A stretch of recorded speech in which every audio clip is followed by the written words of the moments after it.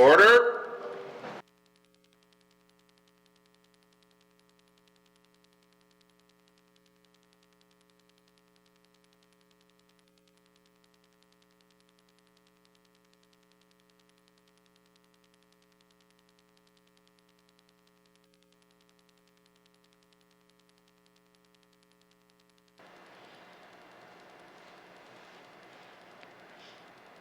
God, our Heavenly Father, we thank you for this day. We thank you that we're able to come to this place and serve the people in the Northwest Territories, especially our members here, Lord. We ask that you'll grant them wisdom. Heavenly Father, we thank you for your many blessings. We ask that you'll be with those that are at home, at our different homes, and those that will be traveling, that you may grant them safe travels wherever they may be or going. Heavenly Father, we ask that you'll be with those in the hospitals, and that, Lord, you'll give them healing. And we ask all these things in Jesus' name. Amen. Please be seated.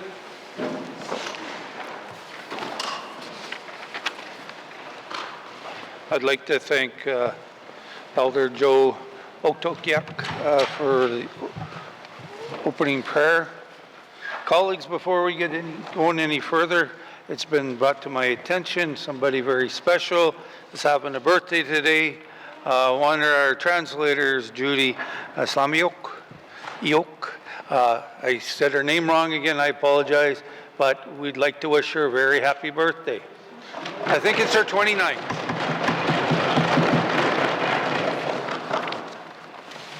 Minister statements. Minister responsible for status of women.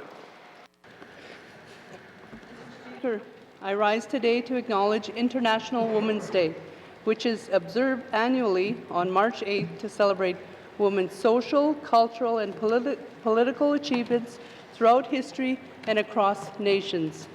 International Women's Day provides an important opportunity to showcase commitments towards women's equality, raise awareness about issues affecting women, and to highlight initiatives towards gender parity.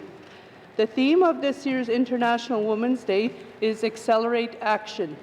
According to the World Economic Forum, at the current rate of progress, full gender parity will not be achieved until 2158, roughly 5 generations from now. As the minister responsible for the status of women, I am committed to closing this gap much sooner and ensuring meaningful progress across our territory. This year's theme underscores the need for swift, decisive steps to advance gender equality. It calls for a greater momentum and urgency in dismantling systemic barriers and biases that continue to hold women back. Mr. Speaker, despite decades of effort, gender inequality remains deeply entrenched. Progress in areas such as economic participation, political representation, and the fight against gender-based violence has been slow.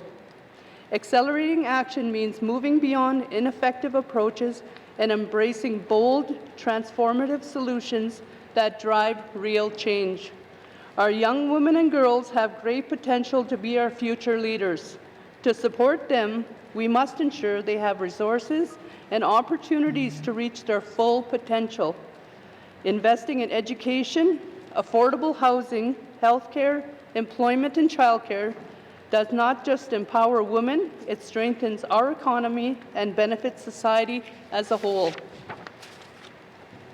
In recent years, events like the COVID pandemic and the wildfire evacuation disproportionately affected women, particularly in terms of job loss, homelessness, increased unpaid caregiving burdens, and heightened domestic violence. Accelerate Action signals that urgent and coordinated approaches are necessary to recover lost ground and ensure women are not left behind when events like this happen. Mr. Speaker, I thank all women across the Northwest Territories for their invaluable contributions to our communities, our families, and our workplaces, both today and throughout the year. We recognize that women face multiple barriers and gender-based discrimination. These obstacles make it difficult for women to attain equal footing. We must continue to work together to develop and implement strategies to prevent violence against women and girls, promote the development of women in leadership positions, and continue to ensure women and girls are safe in the Northwest Territories. Koinani, Mr. Speaker. Thank you, Minister responsible for the status of women. Minister statements. Minister of Education, Culture and Employment. Merci, Monsieur le Thank you very much, Mr. President, or Mr. Speaker. Work in the Northwest Territories is evolving and our laws must keep up. That is why in 2023, the government of the Northwest Territories launched a review of the Employment Standards Acts and regulations, the first comprehensive review in over a decade. Workplaces have changed significantly, and our legislation must ensure fair, modern protections for workers and clarity for employers. Over 300 residents provided input through surveys, roundtable discussions, and written submissions. Their feedback is shaping real changes that will improve working conditions and create new opportunities for Northerners. Updates to the Act and regulations are being developed now, and we expect the new legislation to take effect during this legislative assembly.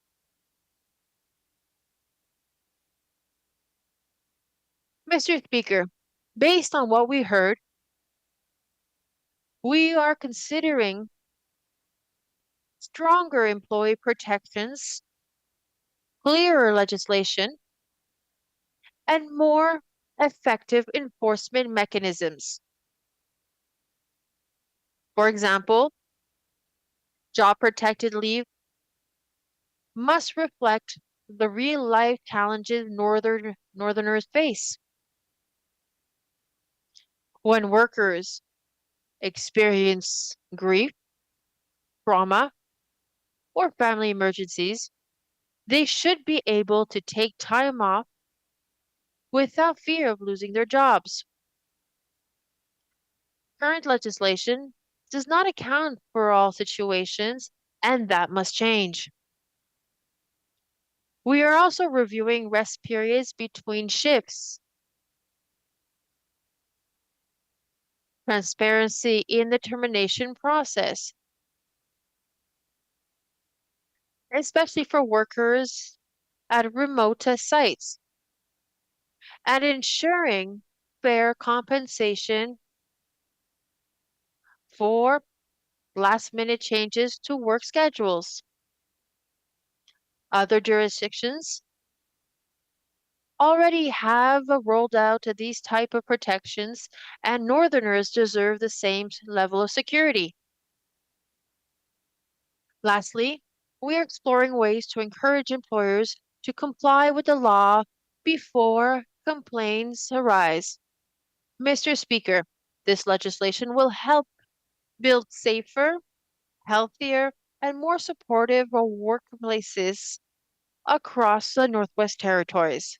Thanks to the input of engaged residents, we are modernizing employment standards to reflect the realities of today's workforce. I look forward to updating this House as we move forward. Thank you very much, Mr. President. Thank you, Minister of Education, Culture and Employment. Minister statements. Minister statements. Member statements. Member from Range Lake. Mr. Speaker, the spotlight is on the North as the circumpolar world takes stage in the geopolitical arena. Man-made climate change is causing Arctic ice to melt rapidly each year, opening up shipping routes merchants died trying to forage ages ago, and unlocking resources which were once unreachable. Now, rival powers like China and Russia are militarizing the region as their posturing becomes even more hostile. As our Arctic seas continue to melt, the open waters beckon them to escalate their challenges to our sovereignty in an effort to establish an even greater foothold in the region. If those converging factors couldn't get any worse, now Donald Trump has discarded our cooperative relationship and thrown our ability to coordinate our defense of the region into doubt. The United States has long argued already that our sovereign territory in the Arctic is an international waterway, so it's only a matter of time, seemingly, until the American president decides to cave into Russian pressure and try to secure them a bigger role in the Arctic, just as they are doing in Ukraine. With the United States retreating from the free world and Western nations are now rearming to face threats alone, it's time for us to do the same. For too long have we neglected our armed forces and defense infrastructure. However, if the chaos in the global stage caused by the United States has a silver lining, it's that we may finally be developing the political will to take corrective action. Today, I was encouraged to learn that the federal government is expanding its presence in the Arctic by investing well over $2 billion to establish 3 new defense hubs across the Arctic. While we could have used these investments years ago, these efforts are better late than never. The time has come to project Canadian strength in the Arctic and make it clear to the rest of the world our sovereignty is not up for grabs.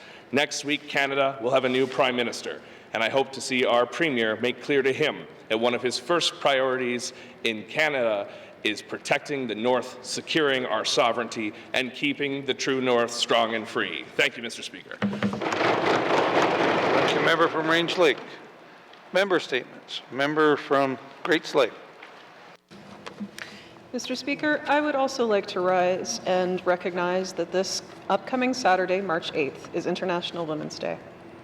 It is an honor to be the Commonwealth Women Parliamentarian for the Northwest Territories, and I'm pleased to note the importance of this day in the legislature. There is no right way to be a woman. I mark this day by reaffirming my commitment to fight for the safety and equity of all women, girls, and gender-diverse folks. I mark this day by saying that we, and every single Canadian, has so much farther to go in responding to the calls for justice from the National Inquiry into Missing and Murdered Indigenous Women and Girls. I mark this day with mixed emotions. I have pride in our Northern leadership that across the territory is full of strong leaders who are women and gender diverse. I have pride that Northern communities are full of women and gender diverse folks helping each other flourish every day. But I'm also full of rage that violence perpetuated against women and gender diverse folks in this territory and country is on the rise. I'm annoyed and frustrated that issues that are often thought of as women's issues, such as childcare, are under-resourced. Words have meaning, Mr. Speaker, but actions speak louder than words. Let all of us in this House recommit to what positive and lasting action looks like for Northern women, girls, and gender-diverse folks across our territory, and to support that action with sustainable funding and capacity for the organizations on the front lines. Thank you, Mr. Speaker. Thank you, member from Great Slave. Member statements. Member from Mophie. Thank you, Mr. Speaker. Mr. Speaker, I'd like to echo what my colleague from the Mackenzie Delta said yesterday about income assistance program. Many people in Klitschko region receive income assistance. Almost 1/4 of residents in Betchako rely on it. That's more than 400 people. Mr. Speaker, we must ask if the government is supporting the people the right way. I know constituents with permanent disabilities who lost income support last year because a family member briefly worked part-time. Income assistance is intended to provide financial assistance to residents to help meet their basic needs so that they are able to participate fully in community life and take part in the opportunities available to them. Mr. Speaker, we cannot expect to build up our workforce if families who rely on assistance lose that financial security. when they work part-time to make ends meet. Income exemptions under the new regulations will help. The Minister of Education, Culture and Employment said her department provided an additional $5 million last year and launched a new income assistance program for seniors and people with disabilities in July. The department removed requirements to seek and maintain employment, but will this help our youth hoping to retrain and work? Mr. Speaker, Klitschko people are very hardworking. When we rely totally on the land, we did not wait for the caribou to come to us. I want to motivate our young people to find work. I will have a question for the Minister of Education, Culture and Employment. Thank you. Thank you, member from Oakville. Member statements. Member from the Satu. Thank you, Mr. Speaker. Mr. Speaker, the Norman Wells Esso oil field is a unique discovery with a low-cost blend. Refining costs are minimal. Mr. Speaker, this unique discovery has operated within our territory for over a century. To release the potential, the operator and the federal owners released a development expansion in the early 1980s. Mr. Speaker, the asset, as the operator in industry refers to, has recently moved into two sections being called for an EA, or, Mr. Speaker, environmental assessment.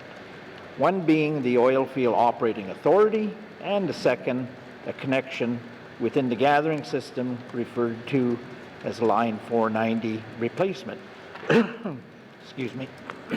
Mr. Speaker, this regulatory EA process allows for IRs, or information requests, providing responses to deadlines can become challenging for proponents.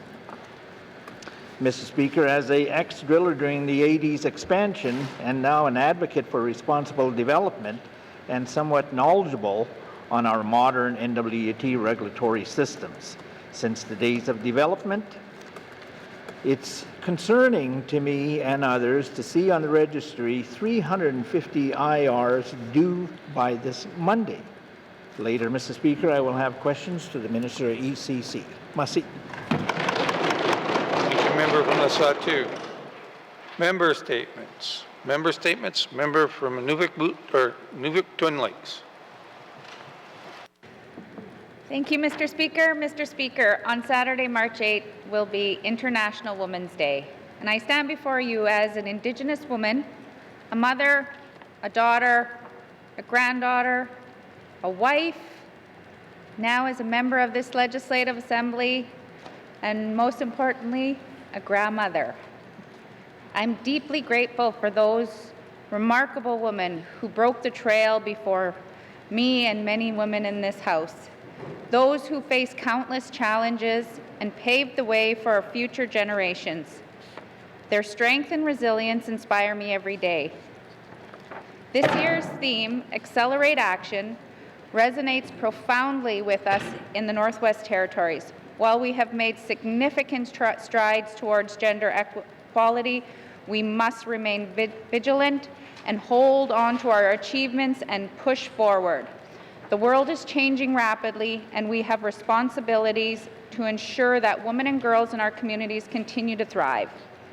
In the Northwest Territories, we face unique challenges. It's imperative that we work together to address these issues. Education, cultural preservation, and economic empowerment are vital areas where we must accelerate our efforts. By investing in these areas that support Indigenous women and girls, we can create pathways to success and leadership within our communities. Let us not forget the importance of amplifying the voices of those who have been historically marginalized. Every woman's story adds to our collective strength.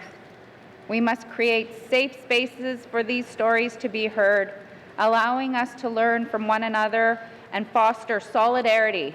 As we celebrate the achievements of women today, let us commit to making meaningful action that will drive further change. Together, we can build a brighter, more equitable future for all women and girls in the Northwest Territories and beyond. Thank you, Mr. Speaker.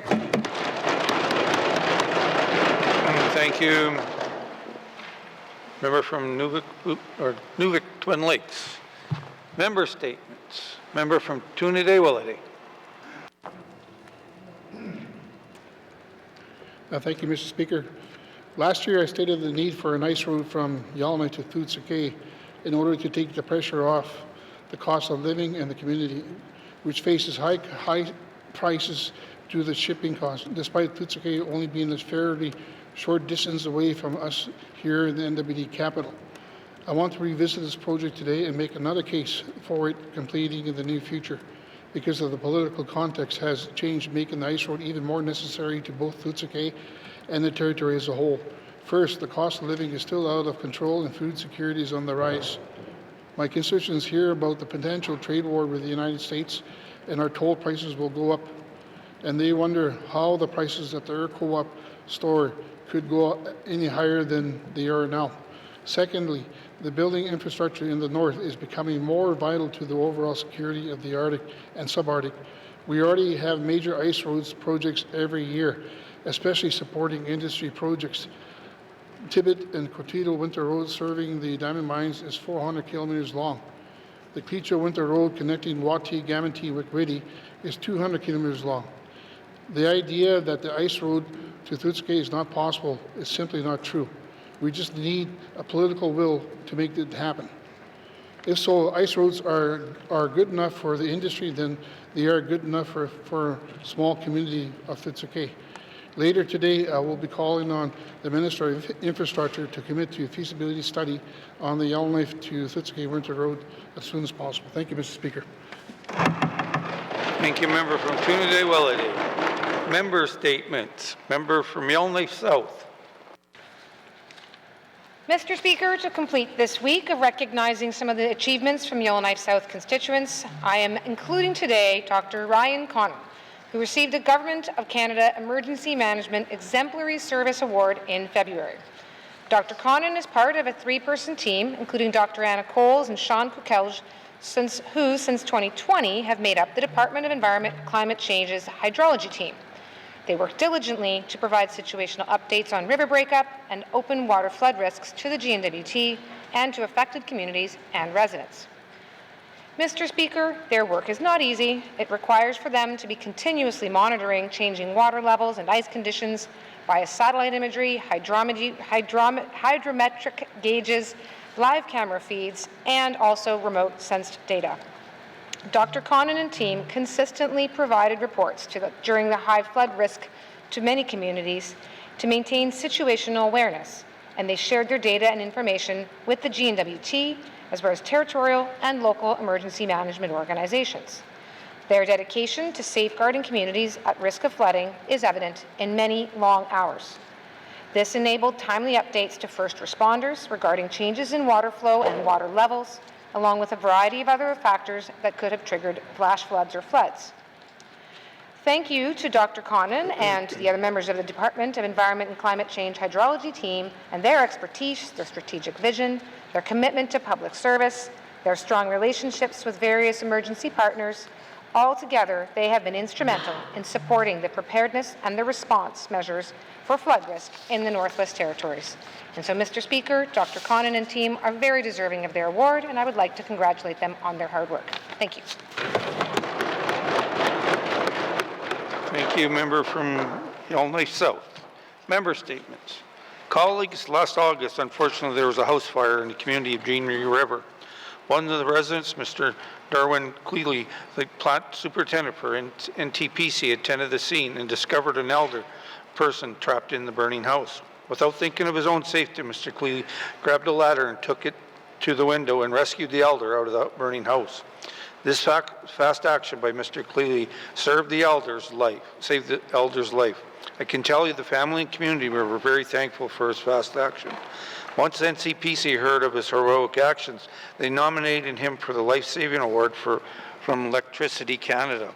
Electricity Canada's Life-Saving Awards are granted annual to any on-duty employee of the Electricity Canada member company who was involved in life-saving attempts or act of preventing further harm to anyone who needed immediate help. This past November, the year's awards winners were presented at Electricity Canada's annual Power Partnership Summit in Toronto. There were 4 companies who had 13 outstanding individuals recognized for their quick response. Mr. Cleely was able to attend in person and receive this award. I'd like to share with you the following quote for the announcement. The Life Saving Awards reinforces the electricity sector's commitment to safety and well-being. Those employees have used their training to go above and beyond the call of duty in times of crisis in their communities. On behalf of the electricity industry, I would like to extend our deepest gratitude to the 2024 Life Saving Award recipients. Mr. Cleely is the plant superintendent in Jean Marie since 2022, where he lives with his wife and 3 children. I would like to congratulate Mr. Darwin for winning this award.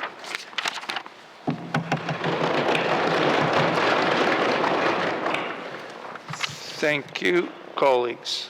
Member statements. Member from Yellowknife North.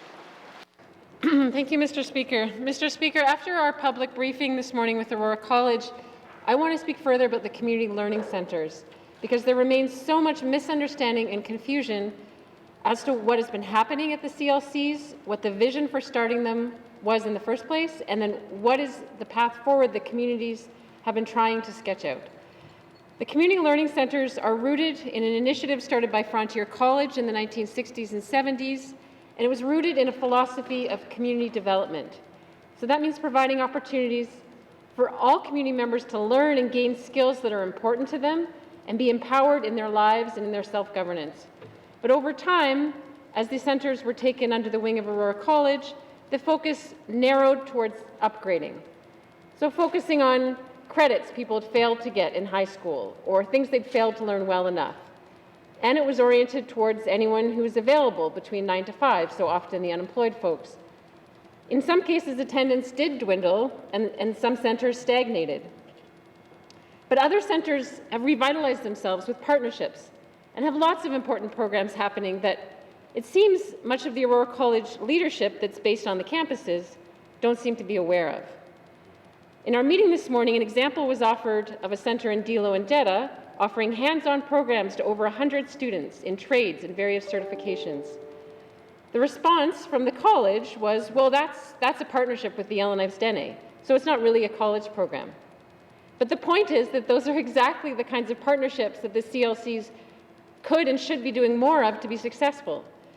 And that was exactly the recommendation of the What We Heard report that was completed last year for the college and ECE that's recently been published online. We were told this morning over and over again, the world is going digital. But my first reaction was, so why have you gone and shut down the computer literacy classes at the Literacy Outreach Centre in Yellowknife then?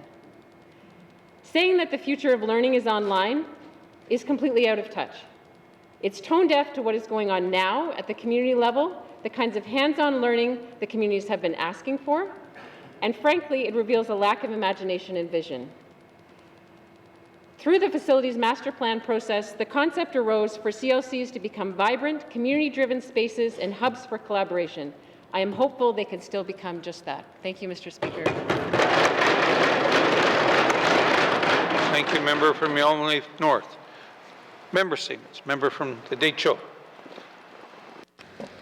Thank you, Mr. Speaker. I want to talk about the income support program. As it is making our young people dependent, even though they are capable of doing a lot. I want to mention that this program is doing good for people with disabilities and for seniors. They need that support. This isn't about them, but about the ones that are capable of working and building a life for themselves, but are walking around our communities and couch surfing. I always told people that we come from strong people, and strong people work. They do something to make themselves have a good life. They do something every day. Like my colleague said, and I agree, we are hardworking. To support our way of life in the North, we need to find ways to get people motivated to take responsibility for their lives. This will help build our economy. This is very important. There is so much to do, and and people may need guidance and education to achieve their goals. They will need the support. Mr. Speaker, the sky is the limit, and our people can do and be and have anything they want. They just have to get up and ask for help. Must see. I'll have questions for the Minister of ECE. Thank you. Thank you. Member from the Date Show. Member statements. Member from Frame Lake. Thank you, Mr. Speaker. Mr. Speaker, it is with deep sadness that I inform this House of the passing of Mr. Ian Legary, a dedicated public servant, tireless advocate for the North, and champion of youth and community development. Mr. Legary passed away on January 17, 2025, leaving a legacy of service and a profound impact on countless lives. Born in Atikokan, Ontario on July 17, 1959, to Don and Vivian Legary, Ian's roots reflected Canada's diverse heritage. He met his wife, Shauna Lampy, in Atikokan, and their marriage in 1981 marked the beginning of a remarkable partnership of nearly 44 years. They welcomed 3 sons, Alexander, Stephen, and Sean. Mr. Legary's commitment to the North began in 1984 with a 2-year contract that lasted his entire career. From 1989 to 2020, he served as the Director of Sport, Recreation, and Youth for the Government of the Northwest Territories. He played a pivotal role in numerous projects, including the Arctic Winter Games, the Interprovincial Sport and Recreation Council, the Vancouver 2010 Olympic and Paralympic Games NWT program, and the Canadian Parks and Recreation Association. His leadership shaped the landscape of sport and recreation in our territory. His dedication to the Arctic Winter Games was exceptional. Beginning in 1986, he participated in 19 editions of this vital circumpolar celebration, serving in various capacities from mission staff all the way to international director. His contributions to the Games are immeasurable, Mr. Speaker. Beyond his professional life, Mr. Legary was a passionate volunteer. For over 2 decades, he coached and officiated swimming, inspiring countless young athletes, including a decade as head coach of the Yellowknife Polar Bear Swim Club. He also generously contributed to the Yellowknife Community Foundation for 30 years from its inception.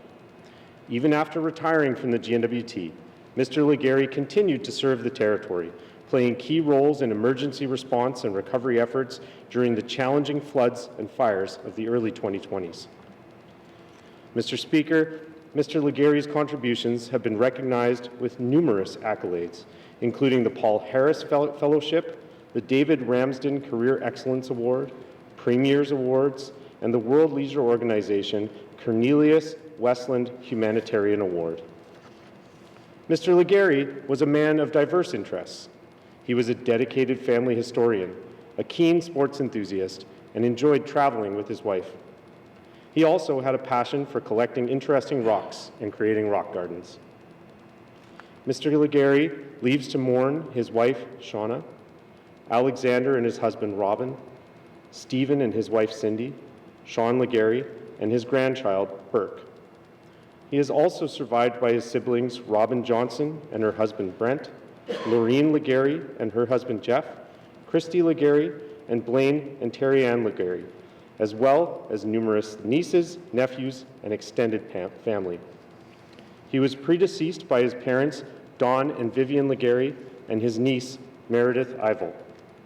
Mr. Speaker, the passing of Ian Donald Legary is a significant loss for the Northwest Territories. He was a true builder of our communities, a dedicated public servant, and a compassionate individual. He will be deeply missed. A celebration of Mr. Legary's life will be held on July 17, 2025, here at the Legislative Assembly. Donations in his memory may be made to the Ian Legary Youth Leadership Fund at the Yellowknife Community Foundation. Mr. Speaker, I ask that this House recognize the extraordinary contributions of Mr. Ian Donald Legary to our territory and extend our sincere condolences to his family and loved ones. Thank you, Mr. Speaker.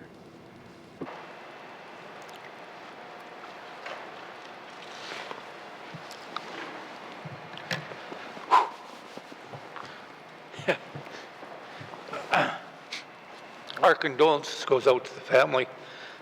I had the pleasure of working with him, and he was amazing. So thank God my member from Frame Lake did that statement here in the House.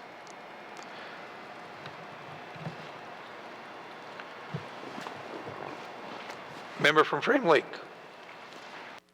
Thank you, Mr. Speaker. Mr. Speaker, I'd like to seek unanimous consent to move item 6, recognition of visitors in the gallery, up to the current motion. Mr. Speaker. Thank you. Member from Frame Lake seeking unanimous consent to move item number 6 up to any seeing no nays. Member from Frame Lake. Thank you, Mr. Speaker. Mr. Speaker, it's my honor to recognize my constituent, Shauna Lampe-Legary, and her parents, Richard and Jean Lampe's presence in the House today. And Mr. Speaker, I would like to acknowledge and thank Alexander Legary for his help with today's eulogy and ensuring his father was appropriately honored in the House. Mr. Speaker, I'd also like to acknowledge the member for Hay River South, who helped me obtain a Team NWT pin as a small token of acknowledgement of Mr. Legary's life's work. And Mr. Speaker, I would also like to acknowledge my constituent, Colin Mahone, who is one of our dedicated pages in the House today. Thank you, Mr. Speaker.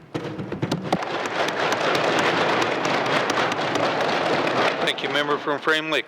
Member from Hay River North. Thank you, Mr. Speaker. As Premier, I would also like to acknowledge that Ian's family is here in the House with us today. I want to welcome them to the House to share in this celebration of his life and accomplishments. And on behalf of the Government of the Northwest Territories, I want to extend my sincerest condolences. Thank you. Recognition of visitors in the gallery. Recognition of visitor to the gallery. Member from Range Lake.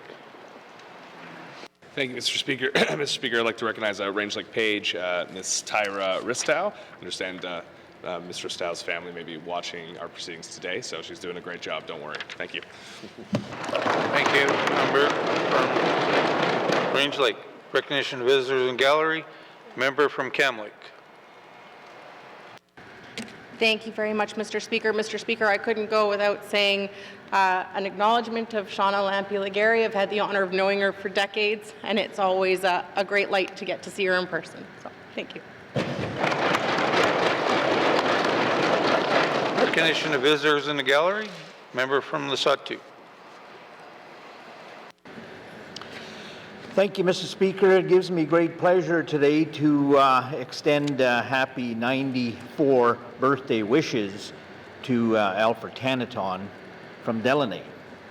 Very blessed to have our dad, which is Grandpa, uncle, and lots of friends, Mussy, and that is coming from the Tanaton family. Additionally, Mr. Speaker, on February the 15th, it was my pleasure to, on behalf of this government, award and pass on 2 medals to Alfred Tanaton and Leon Modeste there, who received the King Charles III coronation medals in Delaney. Mussy. From Lesotho. Recognition of visitors in the gallery. Recognition of the visitors in the gallery. Shauna, welcome. And your parents, Richard and Jean. I haven't met you before, but you got an amazing daughter there, so welcome to our house. If we missed anyone in the house, in the gallery today, welcome to your chambers. Thank you very much for giving us the honor of representing the people in the Northwest Territories. I hope you enjoy the proceedings. It is always nice to see people in the gallery. Recognition of visitors in gallery. Recognition of visitors in gallery. Motions. Member from Great Slave. Thank you, Mr. Speaker.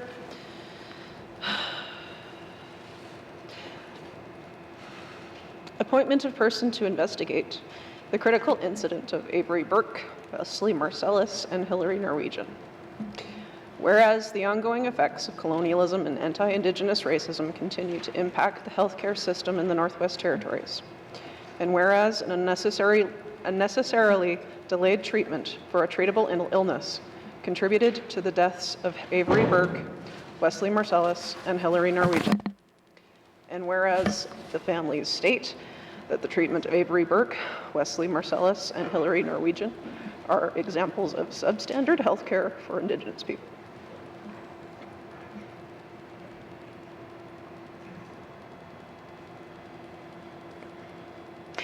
And whereas clear, immediate, and measured actions from the Minister of Health and Social Services are required to prevent such incidents from happening again. And whereas Section 25.3, brackets 3.1 of the Hospital Insurance and Health and Social Services Administration Act, the Act, states that the Minister of Health and Social Services shall, when directed by motion of the Legislative Assembly, appoint a person to investigate, in accordance with the Act and the regulations, a critical incident or an alleged critical incident. Now therefore I move, seconded by the member for Detroit, that the Minister of Health and Social Services appoints a person to investigate the incident of treatment of Avery Burke, Wesley Marcellus, and Hillary Norwegian. And further, that the Minister of Health and Social Services table before the Assembly at the earliest opportunity any recommendations that the investigator includes in their investigation report alongside a plan to advance such recommendations. And furthermore, that the Government of the Northwest Territories provide a response to this motion within 120 days. Thank you. The member from Great Slave. Motion is in order. To the motion. Member from Great Slave.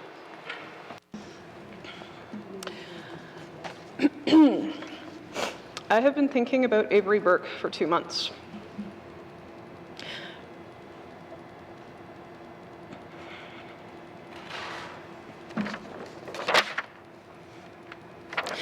I have been thinking about my nieces and nephews when they were 5 or 6 years old. How fun and silly kids are at that age. How desperately heartbreaking it is to lose someone so young. I have been thinking about this motion for weeks. The more I have heard from colleagues about the lack of basic health services in small communities, the more certain I am that this motion is the right thing to do. In talking to my colleagues, I am so deeply saddened to hear of the challenges that the communities of Nahende face. And since Avery passed, we have seen Wesley Marcellus and Hillary Norwegian pass away, causing great pain and loss to their families as well. Mr. Speaker, I want to put this motion into historical context. Many years ago, before we were all here in this House, the Minister of Health of the day came to speak to the community leadership in Fort Simpson, explaining that closure of the Fort Simpson Hospital was a good thing. The region and community would not see any impact on services if the hospital was turned into a health center. The community was told that they would have 2 doctors and 7 nurses, and the department had a medevac plan in place, so those who became seriously ill or had an emergency would be sent to Yellowknife for urgent and emergency care. It would be all good, but it's not working. In 4 of the Nahende communities, they don't have a health center, but a health cabin. The staff for these cabins, community health representatives, work about 4 hours a day. Health cabins are also scheduled to have a nurse or sometimes a doctor visit once a month if the weather cooperates for flights. If the weather does not cooperate, communities can go months without seeing a nurse. Mr. Speaker, these communities do not have the same basic services that other NWT communities have. We have been talking about the equity of health services a lot so far in this year. I hear and believe that the Minister of Health and Social Services when she says that this is a priority for the smaller communities. But systemic change is difficult. Access to medical services in Canada should be a basic right, but it doesn't seem like that's where we're at. And these problems are most acute in our smallest communities. Why are we making this particular motion? Well, the communities and families of those who passed want this issue to be finally addressed, once and for all. These 3 individuals did not have to pass away. If the system worked properly, we would not have these highly preventable deaths. These communities feel that the system does not care for them. They feel that they are not important. They simply want access to appropriate care and to be taken seriously in times of emergency.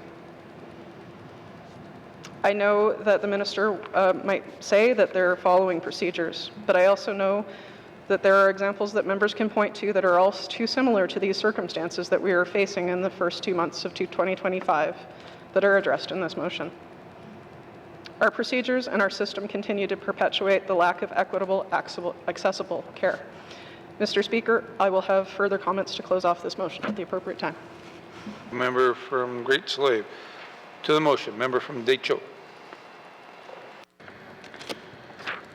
Mr. Speaker, I'm happy to support this motion in hopes that this does not happen again in our communities. Family relationships are very important in our communities. We treasure our children. We want them to be protected and cared for. Our elders watch our children, and in most cases, they care for the community as a whole. Now we have 3 people who are gone from the community. It is a sad time for these families, and all the community feels the effects of the loss. Mr. Speaker, I cannot stand here and say this did not happen. I wish we could have these 3 people at home with their families. But this did happen, and they are gone. As a member of this assembly, it is my responsibility to assist where I can to change something that will serve the people we represent in a helpful way. The healthcare system needs to look at these deaths and address the issue of medevacs to the community at the community level. The community health workers who work at the health cabins in these small communities need higher level training so they're able to help people they work for. They must be trained to know how to save a life by administering life-saving meds or intravenous fluids. We need the system to work for our constituency we serve. Mr. Speaker, merci. Sure. Member from Inuvik Twin Lakes. Mr. Speaker, I want to begin by acknowledging the immense grief and pain that these families and communities are experiencing. Losing a loved one is always heartbreaking. And when that loss is sudden and unexpected, the pain can be even deeper. I want to extend my sincere condolences to those affected and recognize their understandable need for answers, accountability, and meaningful change if necessary. I want to completely understand the desire to know what happened, why it happened.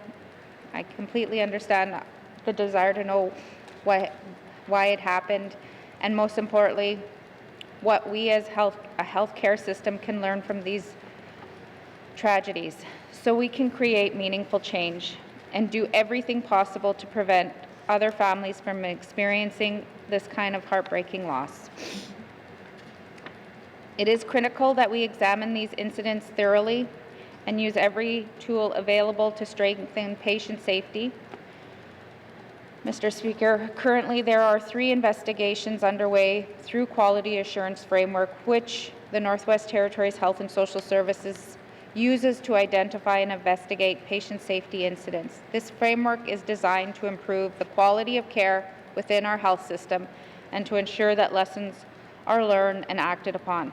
I understand that these are not critical incident investigations. However, a critical incident investigation can happen at the same time, and I will ensure that this happens. Mr. Speaker, I want to assure the families and communities affected that their voices matter and that these tragedies will not be ignored. We must take every possible step to improve patient safety and ensure accountability in our healthcare system. As this motion makes a recommendation to government, Cabinet will abstain from this vote. Thank you, Mr. Speaker. Member from Inuvik Twin Lakes. To the motion. To the motion?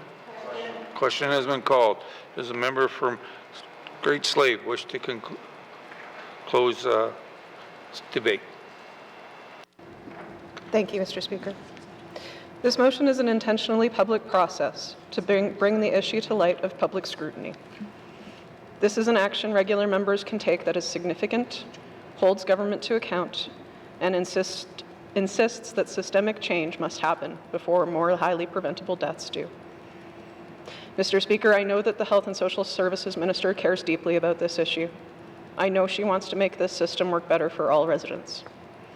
In summary, I believe that this critical incident review will help provide her with some necessary tools to get this urgent work done.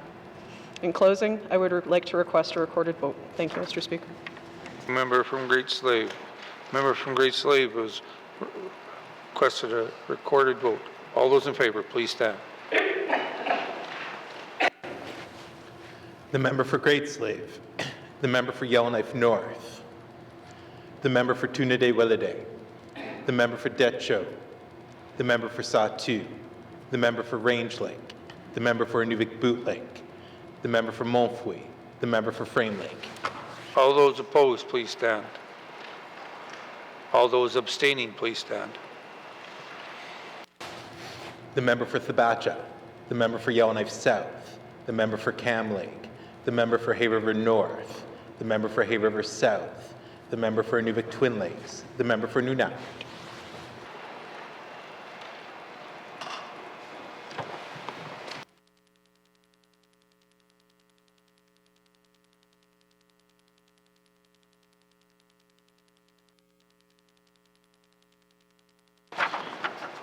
Thank you. Those in favor, 9. Opposed, 0. Abstentions, 7. Motion is carried. Motions from Range Lake. Thank you, Mr. Speaker. Whereas the transportation of patients via emergency ground, air ambulance, and highway rescue to health facilities does not fall under the Government of the Northwest Territories medical travel, and there is no current policy basis or provision possible for non-medical escorts or supports provided to these patients. And whereas promoting, protecting, and providing for the health and well-being of the people of the Northwest Territories is the mandate of the Health and Social Services Establishment Policy, and whereas access to health care and addressing the effects of trauma is a priority of the 20th Legislative Assembly, and whereas patients receiving emergency care can benefit from having the support of family and friends while they receive emergency transportation and medical care. Now therefore I move, seconded by the member for Inuvik-Boot Lake, that this Legislative Assembly calls upon the Government of the Northwest Territories to develop and implement a compassionate medical evacuation policy for emergency ground, air ambulance, and highway rescue, allowing for patients in critical conditions to be accompanied by non-medical escorts. And further, that the Government of the Northwest Territories provide a response to this motion within 120 days. Thank you, Mr. Speaker. Member from Range Lake. The motion is in order. To the motion, member from Range Lake.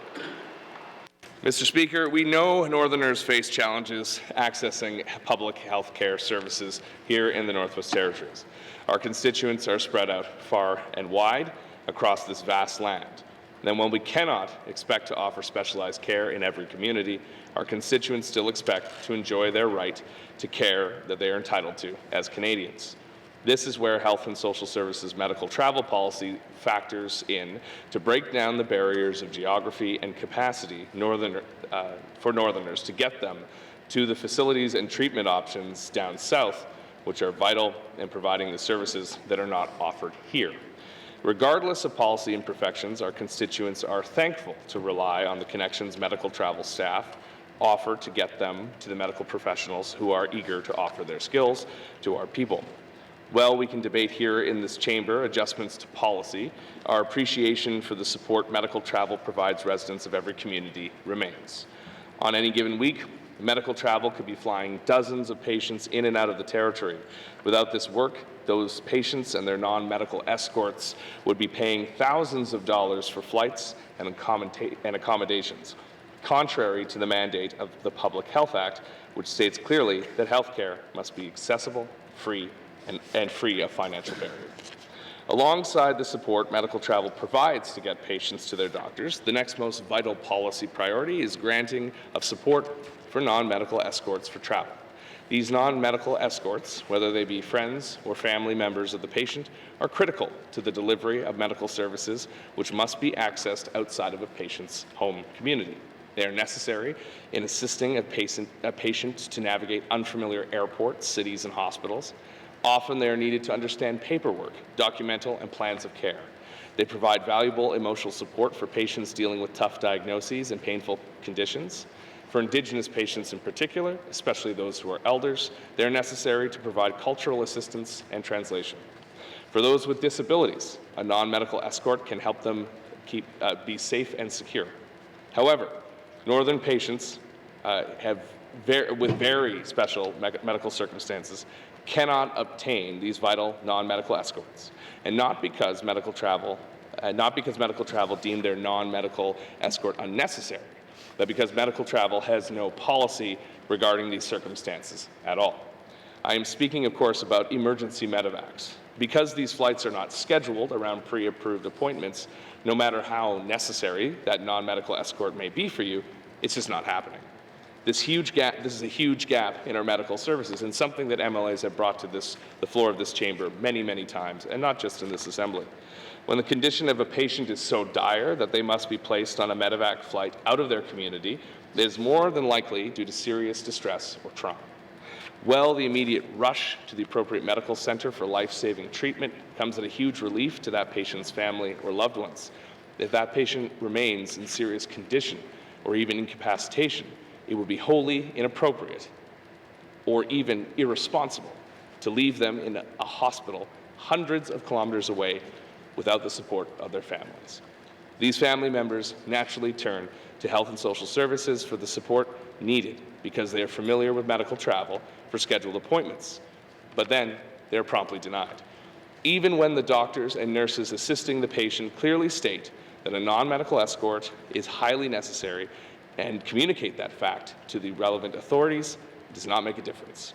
There was no exception to be made because there was no policy to begin with, and the families end up taking upwards of $10,000 out of their savings in some cases in order to be by their loved one's sides. So, I want to share with you one of the stories of my Range Lake constituents have brought forward to me over the past year, and how they were forced to pay out of pocket traveling to Alberta to support their family members after they were medevaced and remain in an incapacitated state.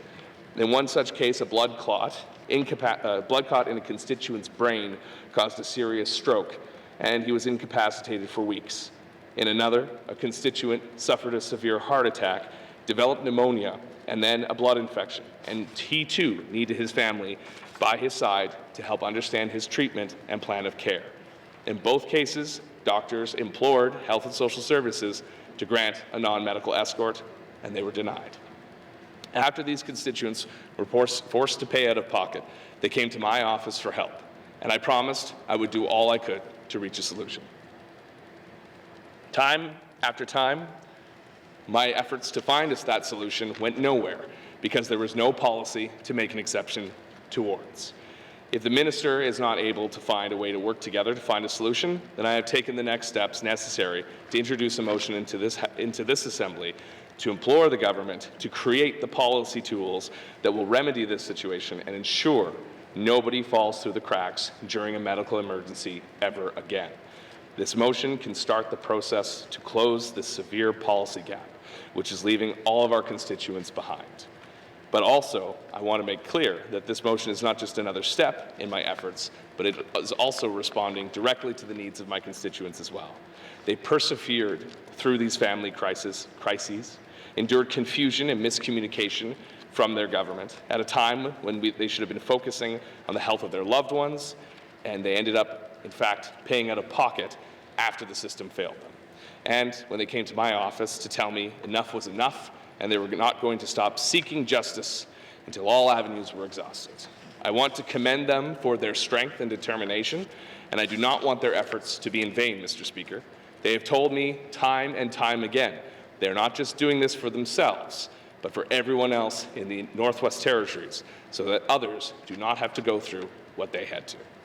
I'm sure many of my colleagues have had constituents who have similar stories. It pains me to think that there are those who are not as fortunate as some of my constituents in being able to scrape together the funds necessary to unite with their loved ones. Imagine if they could not be there, if their family member passed away, while they were stuck here in Yellowknife because there was no proper non-medical escort policy for medical evacuations. I ask that my colleagues support this motion so that we can tell our constituents that during a medical emergency that requires medevac services, we are on their side. This is an opportunity to show Northerners that when we hear their problems, we do not give up on our efforts to fix them. We do whatever is within our power to do so. This policy gap has probably affected dozens, if not hundreds, of Northerners over the years, but we can put a stop to it now.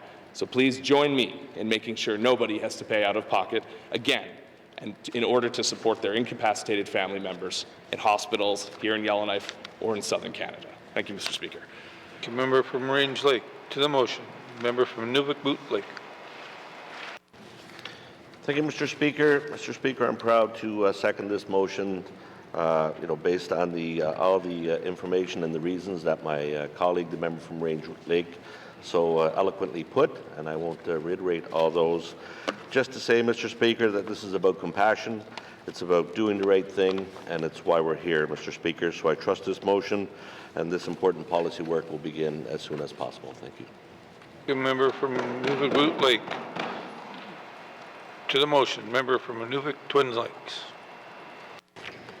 Thank you, Mr. Speaker. Mr. Speaker, the motion on the floor that asks for non-medical escorts to accompany patients on ground and air ambulance and highway rescue vehicles is also a policy for this. One of the areas is, for significant safety reasons, emergency medical transport do not support non-medical escorts to accompany patients. In emergency medical transport, the priority is to provide care to the patient. This is not intended to be insensitive to the family or loved ones. However, it's important for safety reasons. Emergency medical transports are unable to accommodate non-medical escorts. These vehicles and aircraft are designed to prioritize life-saving care, and medical teams must have the space to respond quickly and effectively to any changes in a patient's condition during transport.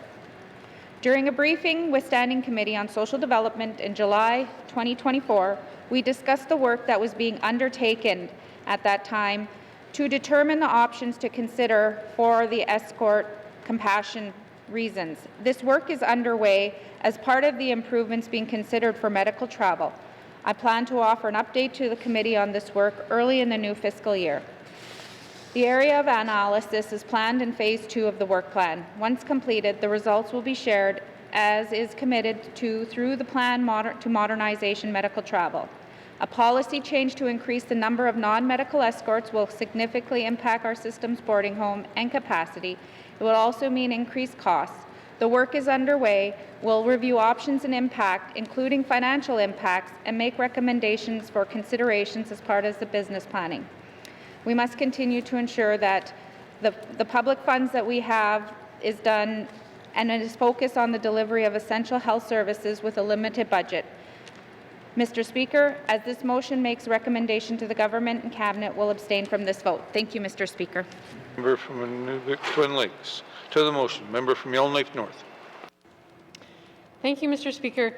I will be supporting the motion. And I appreciate the member for bringing this forward. I too have had many constituents come to me in a situation of having a family member in a critical state, in another province or in another place, and not having a way to get to them. And I've also had medical practitioners coming to me and imploring me that something needs to be done, because in their view too, especially if someone gets to a point where an end-of-life decision needs to be made, their family members, their loved ones need to be there with them and helping to make that decision. And I think medical practitioners themselves know that as well as any of the rest of us. I do understand the minister's point that it's impractical and often unsafe for an escort to be physically in the ambulance or in a medevac helicopter or something with the patient. I can understand that may not work, but I wonder if the policy that's being asked for, could accommodate other ways to be able to send family member and escort through other means of transportation to then arrive and then be able to be with that patients. So I'm hopeful that other ways can be found to make this happen in a practical and safe way that acknowledges the need. I mean, I'll also point out I don't know if it's an irony, but sort of counterintuitive nature that if someone is well enough to be able to go on medical travel through, say, a regular commercial flight, then they might be eligible for a medical escort. But as soon as their condition gets worse to the point where they actually need a medevac, then suddenly they're not eligible to have the escort when they may need that person there, if they're flying to Edmonton more than ever. And so in that way, the way we currently have it structured just doesn't make sense. And so I would urge the minister to look at this. I know it's going to cost money, as things do, but I do believe that this is an important area to look at to the folks that are community members who are, in the most difficult and challenging situations that one can face for oneself and one's family members. So I appreciate, once again, the member for raising this, and I look forward to the work that can happen to improve the situation. Thank you, Mr. Speaker. Member from Yellowknife North. To the motion. Member from the Sud 2. Thank you, Mr. Speaker. I too will be supporting this motion here. I've encountered since our election putting us in this building on numerous occasions, welcoming patients that were medevaced to the Stanton Hospital, and I try to ease the pain by being there. And then also during discussions of the travel, and as my previous colleagues had mentioned here, I think we can design an accommodation. Circumstances are different. There's some circumstances where I had nothing but cooperation from the Minister of Health and Social Services. There was a few situations. It was. It varied in different circumstances there, in different situations. We had young, middle-aged, and elders on medevac flights. And it would be, I would say, a serious outcome on an elder not having the ability to speak the English language to relate what might be painful during the flight with the paramedics. But those are few and far between. We're very lucky, but if we had a relied and designed policy that would help our system, I think that would be an efficient way to review and modernize our system the best we can, giving us the abilities to serve and accommodate the people that put us in this building. Masi. Thank you. Thank you, member from the Sud 2. To the motion, member from Tune-a-Day-Willity. Thank you, Mr. Speaker. Mr. Speaker, I rise too as well to support this motion. It hits home when this motion speaks about the impacts to our small communities, especially in the case of emergency and loved ones. I just want to reflect back on the 19th Assembly where I had a constituency in my riding of Deda where he had to wait 6 years to get on a transplant list, and finally the call came in to help out my constituent, and they put him on a plane, on a medevac plane from here to Edmonton for the transplant. And however, the spouse, the wife, they had no room on the medevac plane for her, and so I got the call and I wasn't sure what to do, and I brought forward this issue to the Minister of the Day, and they couldn't help. So as the MLA, I stepped up and paid for the one-way ticket to send the wife to Edmonton to be by the loved one, because through the kidney transplant, we never know what's going to happen. Something can go sideways where somebody had to be there to make a decision, especially the wife. And so to this day, I still get thank yous from the family for stepping up. And, you know, imagine that if this is just one of many, and believe me, I've been through this already, my riding of Thutsuke, Deta, Delo, and members from Yellowknife, and not only here, up and down the valley as well, that we find ourselves in the same situation. So, Mr. Speaker, I do support this motion, and I just, you know, we want to work together to create a policy that works for everybody. If there's a way to find the money and work with Government Canada, let's do it. Again, I just want to emphasize that health is also a treaty right, and we can't be turning away loved ones that are in need. And believe me, I've been to so many funerals over my lifetime, and more so in the 19th and 20th Assembly already. I had my share already, and I'm tired of going to funerals.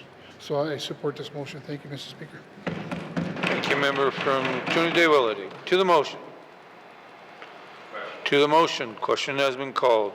Member from Range Lake, do you wish to close debate? Yes, thank you, Mr. Speaker. Thank you to the colleagues who spoke, who joined in debate around this motion, and in particular those who are supporting it.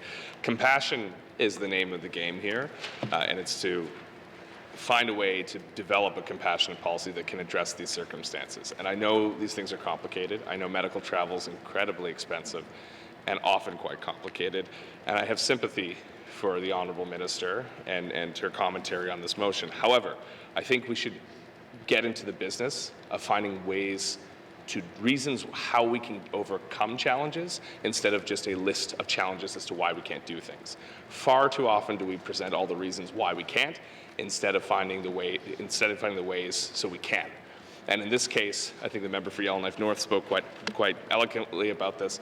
If it doesn't make sense to put someone in a situation that's unsafe and fly them down with their loved one, then find another way to do that.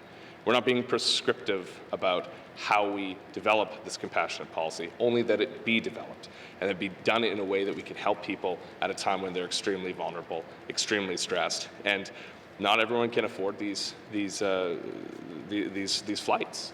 I had a constituent who was asked to join a Zoom call while their loved one was comatose and make decisions about their care.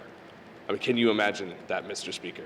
Being put into that situation where you can see through your TV screen your unconscious husband, and you have to make decisions about their care. This is the situation we're trying to address.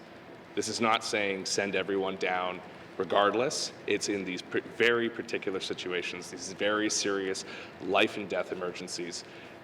Those are the people we want an exemption for. We don't want the policies to change globally. We want an exemption, a compassionate policy developed. So just so the House is clear on what this motion is calling for. It is not going to open Pandora's box to a whole new range of costs for medical travel that will already make an unsustainable system even more unsustainable. So I just wanted to be clear on that. The compassionate grounds is what we're asking for, what this motion is calling for, and it's long overdue because no one should have to pay out of pocket to care for their loved ones. So thank you again to members for their support and for their comments in the debate, and I will ask for a recorded vote. Thank you, Mr. Speaker. Thank you, member from Range Lake. The member from Range Lake has asked for a recorded vote. Those all in favor, please stand. The member for Range Lake, the member for Inuvik Boot Lake, the member for Frame Lake, the member for Great Slave, the member for Yellowknife North, the member for Trinidad-Willity, the member for Det Cho, the member for Satu. All those opposed, please stand. All those abstaining, please stand. The member for Thabacha, the member for Yellowknife South, the member for Cam Lake, the member for Hay River North, the member for Hay River South, the member for Inuvik Twin Lakes, the member for Nunavut.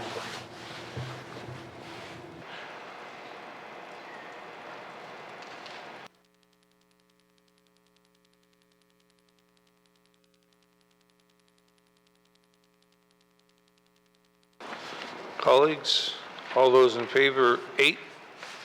Opposed, 0. Abstention, 7. Motion has been passed. Motions. Motions? Returns to oral questions, returns to oral questions. Recognition of visitors in the gallery, recognition of visitors in the gallery. Acknowledgements. Acknowledgements?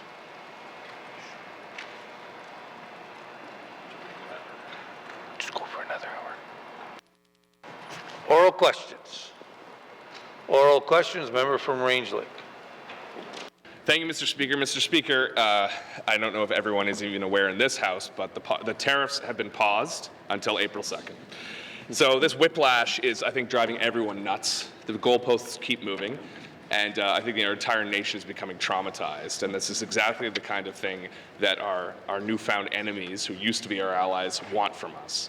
So I'd like to add, I'm sure the Premier has been, as he has been through this whole time, in contact with the Prime Minister. Northerners are looking to their government for stability at a time when it's chaos is the only word I can think to describe it. Can the Premier provide an update to this House on Canada's tariff response? Thank you. Member from Range Lake, Mr. Premier. Thank you, Mr. Speaker. I understand from the news that President Trump has put a pause on the majority of tariffs that he was imposing on Canada, a pause on all the tariffs on the goods that fall under the Canada, U.S., and Mexico agreement. I understand also from the news that the Prime Minister has said that the retaliatory tariffs will remain despite that pause, because the goal is to end all tariffs and the threats of tariffs. And so, I don't want to be bouncing back and forth, giving different direction to departments depending on what the President says on a given day. And so from what I understand, the Government of Canada is staying the course. But this news broke as we were coming down into the House, I believe, and so I haven't had an official update as of yet. Thank you, Mr. Speaker. Premier, member from Range Lake. Thank you, Mr. Speaker. Mr. Speaker, can the Premier just confirm if the measures he's already laid out, taking the American products out of liquor stores, tearing up the Starlink contracts, and the other measures he's already laid out to date, are those going to be held in force? Are those going to be maintained? Thank you. Member from Range Lake, Mr. Premier. Thank you, Mr. Speaker. I'm not tearing up contracts. We're ensuring that as we move forward, and contracts end, and where we can get out of contracts at no cost to the people of the territory and at no, and in a way that doesn't impact the safety of residents or staff, that we're doing that. So all of that said, the direction that has been given to departments has not changed.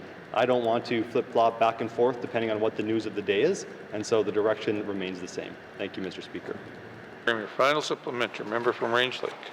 Thank you, Mr. Speaker. Mr. Speaker, I'm pleased to hear that. Mr. Speaker, the President also in his recent address to both chambers of Congress, both houses of Congress, said that the American government would initiate retaliatory tariffs, I believe, on April 4th. So is there any, does this situation relate to, or do our counter tariffs relate to that declaration? I don't know if there's been an update since then either. I know it's, again, it's a very fluid situation. The Premier doesn't have a clear update, that's fine. But obviously, this is very concerning for my constituents and for all of us here in the Northwest Territories in Canada. Thank you. Thank you, member from Range Lake. Mr. Premier. Thank you, Mr. Speaker. I know I don't have an update for the House on that, and I want to ensure that people understand that despite the actions of an individual in the United States, despite the fact that person might be the president, that as a country we remain steadfast in our unity, in our approach to dealing with this situation, and people might be shaken by the removal of the tariffs today and the removal of some tariffs yesterday and the addition of other tariffs, but we're not shaken, Mr. Speaker. This is what we're in for the next 4 years. We need to realize that. We need to stay the course and ensure that we're doing what we can to further insulate our economy, territorially and nationally, from the whims of the American president, while moving forward and supporting each other. Thank you, Mr. Speaker. Oral questions. Member from the Deschaux. Thank you, Mr. Speaker. My questions are for the Minister of ECE. In regard to my statement earlier on income support, Is the minister looking to make changes to the income support program in the future? Thank you.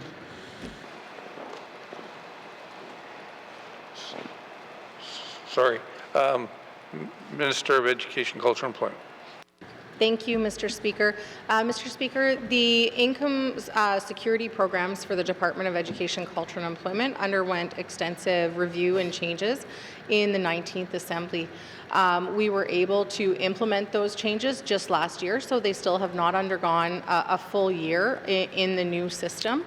And so I think this is a time where we are certainly watching to see how those changes are being implemented so that we can establish if further changes are needed in the future. Thank you. Minister of Education, Culture and Employment. Member from Decho. One of the questions I had was, when will these changes, at what time do you anticipate the changes will take effect and be the changes that are going to be used in the income support program? Thank you. Thank you. Member from the Decho. Minister of Education, Culture and Employment. Thank you very much, Mr. Speaker. So these changes took effect last year, in the fall of last year, and so they're still certainly in their infancy as people get used to them and as we see how they're impacting communities. Thank you. Thank you, Minister of Education, Culture and Employment. Final supplementary. Member from Decho. I don't know if the minister will have this information now, Mr. Speaker, but can she tell me what changes were made? Thank you. Member from Decho, Minister of Education, Culture and Employment. Thank you very much, Mr. Speaker. So overall, there was more money afforded to the program. One of the most distinctive changes was that persons with disabilities and people who are elders and seniors were placed into their own separate program. And so now there's the income assistance for persons with disabilities and seniors, and there's the income assistance for adults program as well. The income assistance for adults program is for persons who are 19 to 59 years old. And within the income assistance program as well, people, there were other exemptions that were income exemptions that were included in the program, and then there was also exemptions for earned income that was included as well. So people who are wanting to start working more are able to keep more of their earned income today, so it acts as kind of a grace period as they're working their way out of needing that support on a month-to-month basis. Thank you. Education, Culture and Employment. Oral questions. Member from the Sod 2.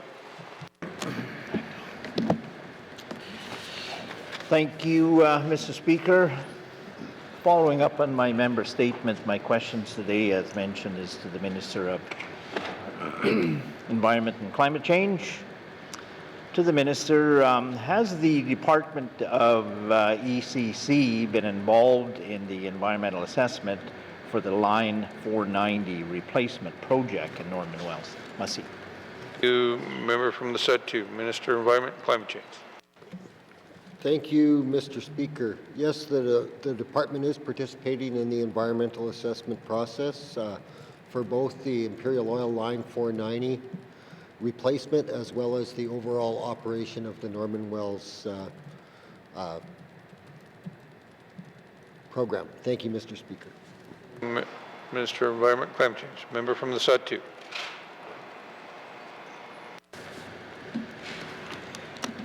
Thank you, Mr. Speaker.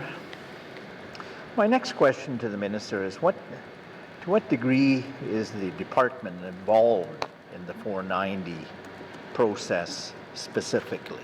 Massey. Member from Sod 2. Minister of Environment and Climate Change. Thank you, Mr. Speaker. Mr. Speaker, the department has submitted several information requests to Imperial Oil to better understand the plans for the line replacement project, as well as the implications of the project on the local communities. Also, the purpose of the information request from the GNWT is to help us make suggestions on potential mitigations, if they are necessary, for the proposed line replacement. And several of the requests have been simply seeking clarity on some of the processes. The department is aware that the old line was shut in and Imperial is seeking to replace that line to continue production. And we certainly understand this is an important aspect to help Imperial Oil continue operations. Thank you, Mr. Speaker. Final supplementary, member from the Sahtu.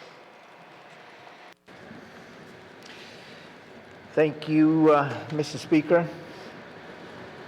My final supplementary question is the Minister aware that this EA, over 300 questions, have been recently submitted with a very limited response time placed by the board?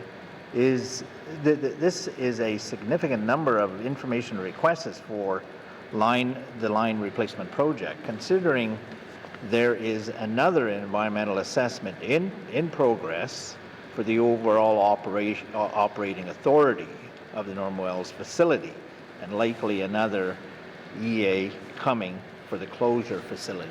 Thank you, Mr. Speaker. Member from the Sahtu, Minister of Environment and Climate Change. Thank you, Mr. Speaker. I was only recently informed that there were actually 57 information requests, which comprised of approximately 350 questions in total that were issued to Imperial Oil for this specific project during the ongoing information request phase. I'd like to note that the GNWT provided a total of 11 information requests, several of which were seeking clarification from Imperial Oil on some of the aspects of the project. What I will commit to do, Mr. Speaker, is to ask the department to look into this further and have a discussion with the review board on the intended scope of the assessment process versus the Norman Wells operation, which is also ongoing. Thank you, Mr. Speaker. Minister of Environment and Climate Change. Oral questions. Member from Tuna Day Willity. Yeah, thank you, Mr. Speaker. Mr. Speaker, when the Premier and the Cabinet put the name forward for Cabinet, and then at the beginning of the 20th Assembly, one of the things they talked about was to build relationships and collaboration and working with Indigenous governments, and that's what I heard. When I bring forward issues from my riding, that comes from the Indigenous governments and my constituents.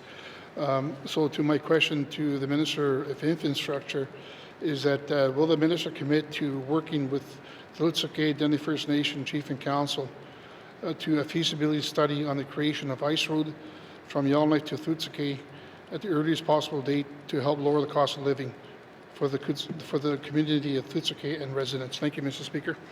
Member from Tuna Day Willity, Minister of Infrastructure. Thank you, Mr. Speaker. Mr. Speaker, there's two items in there, and the first one was with respect to having relationships with Indigenous governments, Indigenous leadership. I'd had the opportunity recently to travel to Litsukay. I work with the Chief of Litsukay on the Taltson project as a partner, and I know, in fact, that the Premier met with the Chief of Litsukay just today. That said, Mr. Speaker, and a separate question then becomes on whether or not initiating a feasibility study is or is not a reflect on the nature of that relationship. Mr. Speaker, I would distinguish the two. An estimate, rough estimate on an ice road to Litsukay is $7 to $8 million. There's no guarantee that would, and in fact likely would not, lower the cost of living. It certainly would not lower the cost of fuel. It's quite a distance. Barging is, in fact, a very economical way of getting fuel to Litsukay. And last year, Mr. Speaker, MTS, in fact, conducted an extra load to make sure that everything was getting to the community on time and to ensure that they received not only fuel, but, in fact, housing units as well. Thank you, Mr. Speaker. Minister of Infrastructure. Member from Tuna Day Willity. Thank you, Mr. Speaker. Between Yellowknife and to Litsukay, we're looking about 200 kilometers, no different from between here to Gamity. My second question is, what are the barriers to constructing an ice road to Litsukay from Yellowknife? Why can't the GNWT build on the experience of other large ice roads projects, such as the Neyacho ice road from Deta to Thor Lake? Thank you, Mr. Speaker. Member from Tuna Day Willity, Minister of Infrastructure. Thank you, Mr. Speaker. Mr. Speaker, that's a very fair question. We in fact do build that estimate I was giving of sort of $7-8 million based on the cost of the Cleachoe region winter roads. A significant difference being in the Cleachoe region, the winter roads are over ice crossings, whereas to Little Cay, we are looking at crossing Great Slave Lake, which is obviously a huge body of water. It behaves extremely differently. There's significant winds, significant movement on a very deep lake. Pressure ridges develop. There's high risks of having open water at any given moment. Significant variances in ice thickness. Significant variance in the currents on the lake, which is simply not the same kind of engineering as what it might be on a smaller body of water. Different storm events, Mr. Speaker, and an inability to build maintenance camps on land as they would be throughout periodically across a different body of water. So again, quite a significant series of challenges. It's not to say it's impossible, but just as an explanation as to why it is much more complicated and much more expensive. Thank you. Thank you, Minister of Infrastructure. Final supplementary, member from Tunde-Willoughby. Thank you, Mr. Speaker. Yeah, I appreciate that. The Tolson, sorry, I guess when I'm thinking about Yellowknife into Thuts Cay is one avenue. The other possibility we could talk about is the Tolson Hydro, or even from Forward Resolution to Thuts Cay. Would an ice road to Thuts Cay from Yellowknife not be a good fit as part of a larger infrastructure project to secure supply chain and transportation network across the Northwest Territories? Thank you, Mr. Speaker. Thank you, member from Tunde-Willoughby, Minister of Infrastructure. Thank you, Mr. Speaker. Mr. Speaker, there is, of course, some significant critical minerals deposits not far from Little Cay in terms of the rare earth elements. And there certainly is, of course, work we're hoping will be getting underway on a Tolson expansion, which would have a cable running under the water, but would certainly involve potentially some work being done in or near Little Cay, and potentially having to move some equipment. That doesn't necessarily open up having a consistent year-over-year winter road. It simply means that there may be some years where even that high cost can be borne by multiple users.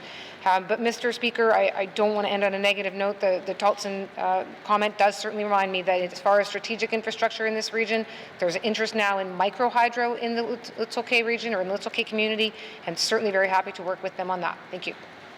Minister of Infrastructure. Oral questions. Member from Frame Lake. Thank you, Mr. Speaker. Mr. Speaker, I want to continue on the thread that the member for Yellowknife North brought into the House this afternoon, and talk about the community learning centres, which we had a presentation about this morning. Mr. Speaker, it was noted that there's significant challenges faced by the centres. So, Mr. Speaker, why did the department not work with the college to pursue a more hybridized model that might open the door for the college for cost-sharing operation of the buildings and partnering in ways that were mentioned by the member for Yellowknife North? There's certainly no shortage of need here. Mr. Speaker, could the minister elaborate more on why this wasn't done? Thank you. Minister of Education, Culture and Employment. Thank you very much, Mr. Speaker. So, Mr. Speaker, in December, I was presented by the President and the Chairperson with an options paper so that I would know what they were looking at. That options paper had multiple different directions that the board might choose to go on it.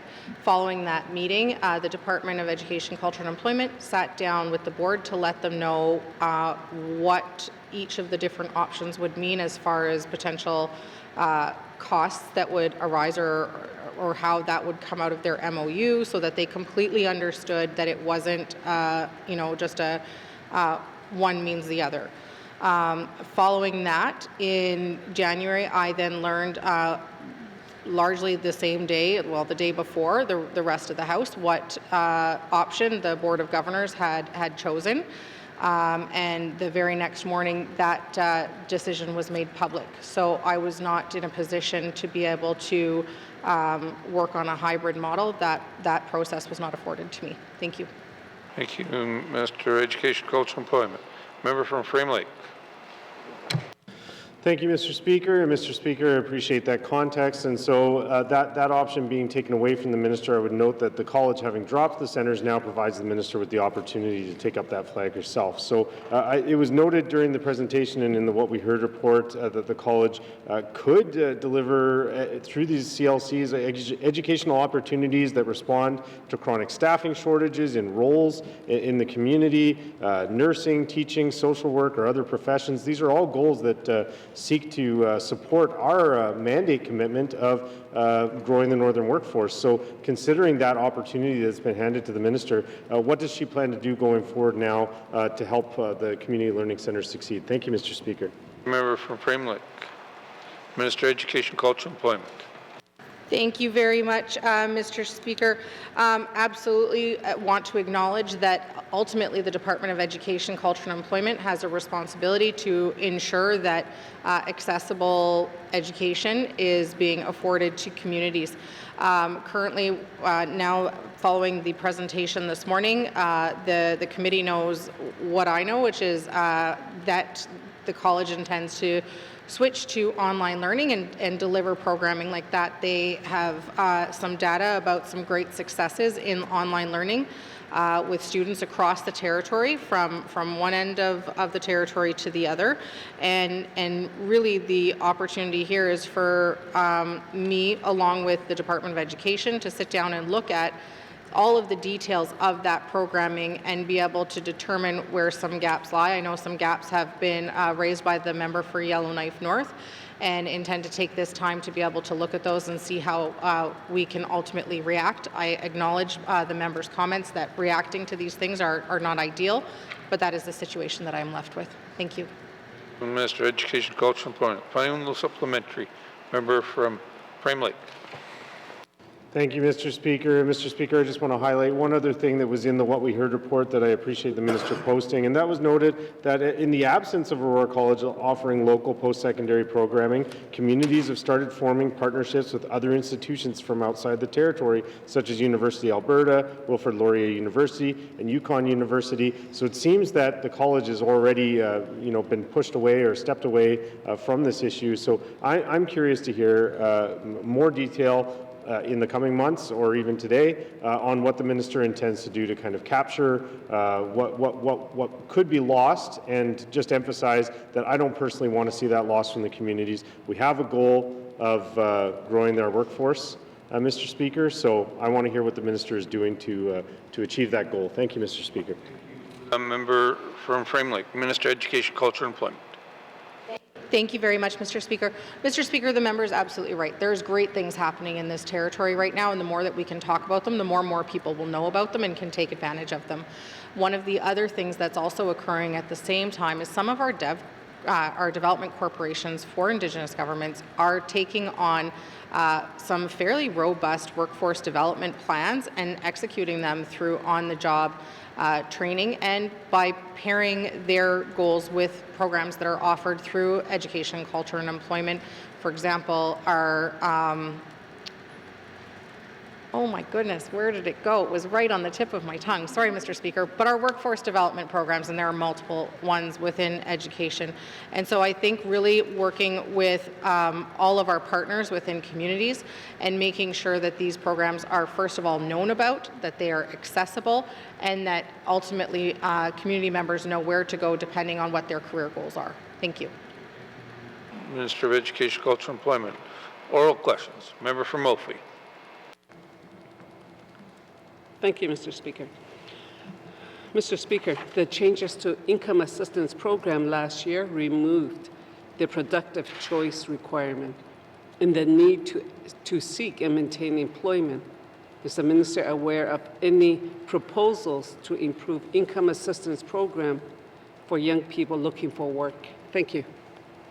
Member from Mophie, Minister of Education, Culture and Employment. Thank you, Mr. Speaker.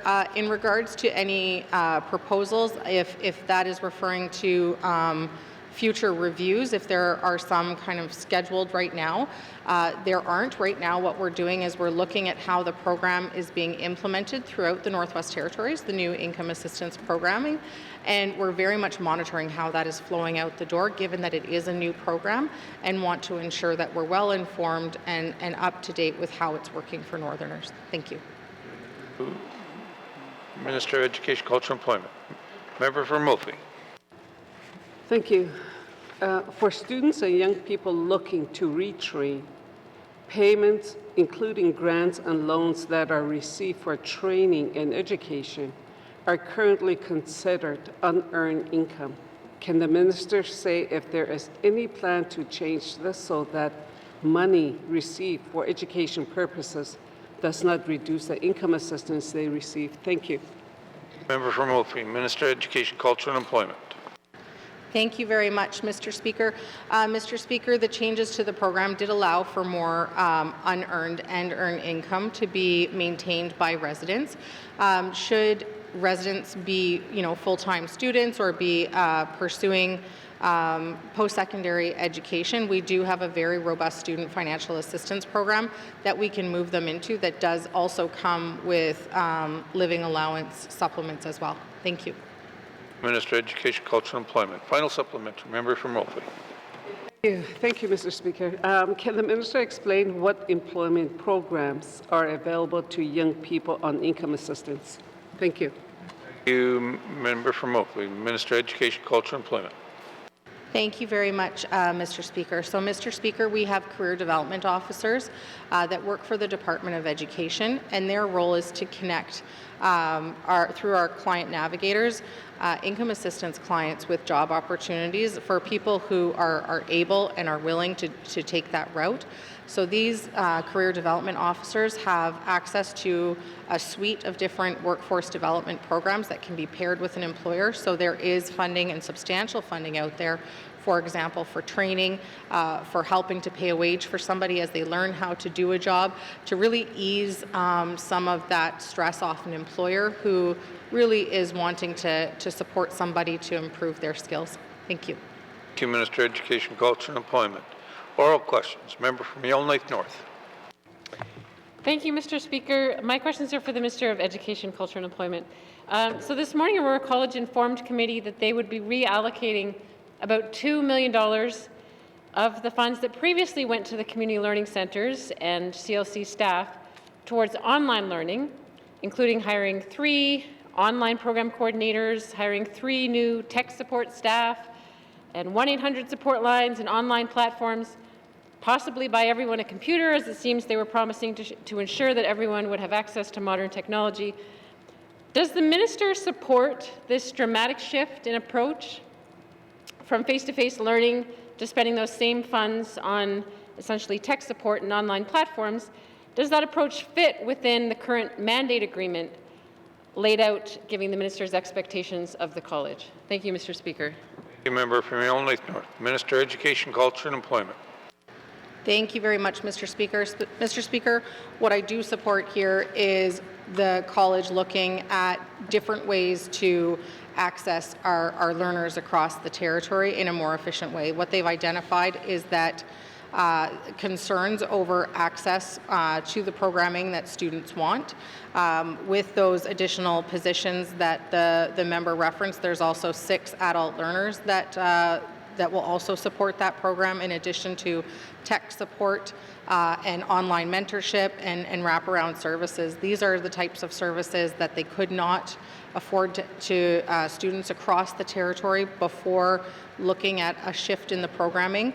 And what has been passed along to me is that, along with a program that has a borrowing system for hardware, for computer hardware, for students across the Northwest Territories who need it, there will also be people that support with, how to learn online, student life, being able to really support the whole student holistically. I think it's also worth noting that there was community learning centers in 19 communities before, and now an additional 10 communities will have access through online learning to these post-secondary programs, which afford them not only access to the adult learning and basic education, but also the programs that they might want to transition into after that. Thank you. Minister of Education, Culture and Employment. Member for Yellowknife North. Thank you, Mr. Speaker. So if we fully embrace this vision that the future is digital, and if the college changed all of its programs to online programs, does the minister consider that in that case the college would still be fulfilling its mandate? Thank you, Mr. Speaker. Thank you, Member from Yellowknife North. Minister of Education, Culture and Employment. Thank you, Mr. Speaker. It's very difficult for me to base all of my answers on hypothetical. I think what the college is looking at doing is exploring how this works for Northerners, and I would expect that they would be consistently evaluating this shift and this change. The other thing that was referenced today was different opportunities that communities are taking advantage of with additional partnerships, both through Indigenous governments and through community governments. And I think that those will continue to flourish in the territory as well. We do have relationships through Deshinta, through Collège Nordique, through Wilfrid Laurier University, and of course Indigenous governments are also forming their own relationships and their own workforce development plans, which I intend to continue to support through our workforce development funding as well. Thank you. Thank you, Minister of Education, Culture and Employment. Member from Yellowknife North. Thank you, Mr. Speaker. Can the minister justify why we would spend public money on Aurora College developing online programs when many students already access online learning programs from other places? And in fact, that's the entire sort of attraction of online learning, is that you can get it from anywhere. What would Aurora College's niche be in this space? Thank you, Mr. Speaker. Member for Yellowknife North. Minister of Education, Culture and Employment. Thank you very much, Mr. Speaker. Mr. Speaker, we're certainly at an interesting juncture in the lifespan and chapters of Aurora College. So Aurora College has a mandated responsibility for accessing, or for community members to be able to access educational opportunities. So that still exists within their mandate agreement, which is why they continue to find different ways to deliver that programming. But because they have autonomy over operations and how they choose to deliver that, that is entirely up to them as a decision. And because of the non-interference clause, I don't have the ability to reach in and tell them to do it how I would like to see it. Thank you. Thank you, Minister of Education, Culture and Employment. Oral questions. Member from Range Lake. Thank you, Mr. Speaker. Mr. Speaker, earlier today, the Minister of Education, Culture and Employment has signed a deal to extend the Canada-wide Child Early Learning program, the $10 a day program. While families are appreciative of these efforts, daycare providers are still, or childcare providers are still very concerned about a system that looks to be unsustainable. The funding has been extended till 2031-32 without any changes, which means no additional funding to address the concerns that have been raised by the sector, or increasing wages for workers in the sector for another 5 years. I know the minister is live to these concerns. Can the minister speak to why no increases in the contributions to the Northwest Territories were secured in this recent extension of the deal? Thank you. From Range Lake, Minister of Education, Culture and Employment. Thank you very much, Mr. Speaker. Mr. Speaker, I can promise this House it was not for lack of trying. As the member also would have seen in the same news article, we weren't alone in re-signing that agreement with Canada. That agreement is to the tune of $80 million over the lifespan of that agreement, and it is very difficult to say no to $80 million that supports families with young children to access childcare. I absolutely acknowledge what the member is saying about the fact that there are challenges with that program and the implementation of it in the Northwest Territories, and issues that I very vocally shared with my federal counterparts over the course of the negotiating period. I was incredibly active on in speaking with the federal government about ways that that program does not fully satisfy the needs of the Northwest Territories, and can also advise the member, because of those conversations, we did not sign the agreement until the 11th hour. Thank you. Thank you, Member for Minister of Education, Culture and Employment. Member from Range Lake. Thank you, Mr. Speaker. Mr. Speaker, I mean, it's becoming increasingly apparent that this program's not working. I don't think it's working anywhere in Canada, but leaving money on the table is not an option, but finding money from within is. So one way we can do that is the funding formulas may be the same across all provinces and territories, as the minister pointed out, but there's different legislative environments, and in some cases they allow for extra fees, voluntary fees, to be charged in jurisdictions, including Alberta. Will the minister bring changes to policy and legislation to allow voluntary fees to be charged by child care providers in the Northwest Territories? Thank you. Member from Range Lake, Minister, Education, Culture, Employment. Thank you very much, Mr. Speaker. Certainly, as previously committed to in this House, that is an aspect of the agreement that I'm currently looking into with the department. Thank you. Minister, Education, Culture, Employment. Final supplementary. Member from Range Lake. Thank you. I've looked into it as well. And you know who else has, Mr. Speaker? Mr. Speaker, the child care providers and their advocates, the associations have looked into it as well. They want these changes made. So can the minister commit to doing more than looking into them and actually change these things? Can make a commitment to change these things before this problem gets worse? Thank you, Mr. Speaker. Minister, Education, Culture, and Employment. Thank you very much, Mr. Speaker. Mr. Speaker, my concern is implementing or agreeing to something on the floor of the House without doing my due diligence, because in the end we could end up having our agreement cancelled, which costs this territory and families in this territory a tremendous amount of money. We would risk losing our agreement with Canada if we are found to be in contravention of it. So I want to ensure that I'm doing my due diligence before making an $80 million mistake. Thank you. Minister, Education, Culture, and Employment. Oral questions. Member from Toonaday-Willety. Thank you, Mr. Speaker. Mr. Speaker, I just want to make a follow-up comments to questions from earlier. When I talked about the Winter Road, it was mentioned between $7 to $8 million. I see that as being an investment for putting the road in like that. But overall, Mr. Speaker, my question would be to the Minister of Infrastructure. I think at this point in time, if we don't start looking for solutions, then I'll be back year after year asking the same questions. I think it's important now that we look at maybe building, when I talk about a pre-feasibility study, it'd be nice if we could do that and look at a plan for 5 to 20 years. And if we do that pre-feasibility study, then we could look also at the all-season road, winter road, perhaps even a roadway expansion, and also, looking at a chip seal program for our community. But before we could even do that, my question to the Minister of Infrastructure, can we get a commitment from her to start a process so that we are able to look at doing a pre-feasibility study on these 4 items I just talked about? Thank you, Mr. Speaker. We're from Toonaday-Willety. Minister of Infrastructure. Thank you, Mr. Speaker. Mr. Speaker, pre-feasibility studies are not free. They do involve the expenditure of public funds, and now the pre-feasibility study I was being asked about earlier was for a road across Great Slave Lake to the tune of, again, even just preliminary estimates being $7 to $8 million every year, because the road, of course, melts every single year. And now there's pre-feasibility studies for several other additional projects. Mr. Speaker, again, I on the fly, that's several significant expenditures of public funds for projects that I really don't have a good estimate on, other than the one that I've already indicated is quite challenging and likely not to lead to a reduction in cost of living. Happy to take the other ones away, look more carefully. There may well have been some pre-feasibility work done at some time. I don't know that standing on the floor, so I will certainly make that inquiry and perhaps can start from there in terms of where we can go next. Thank you. Infrastructure. Oral questions. Member from Toonaday-Willety. Thank you, Mr. Speaker.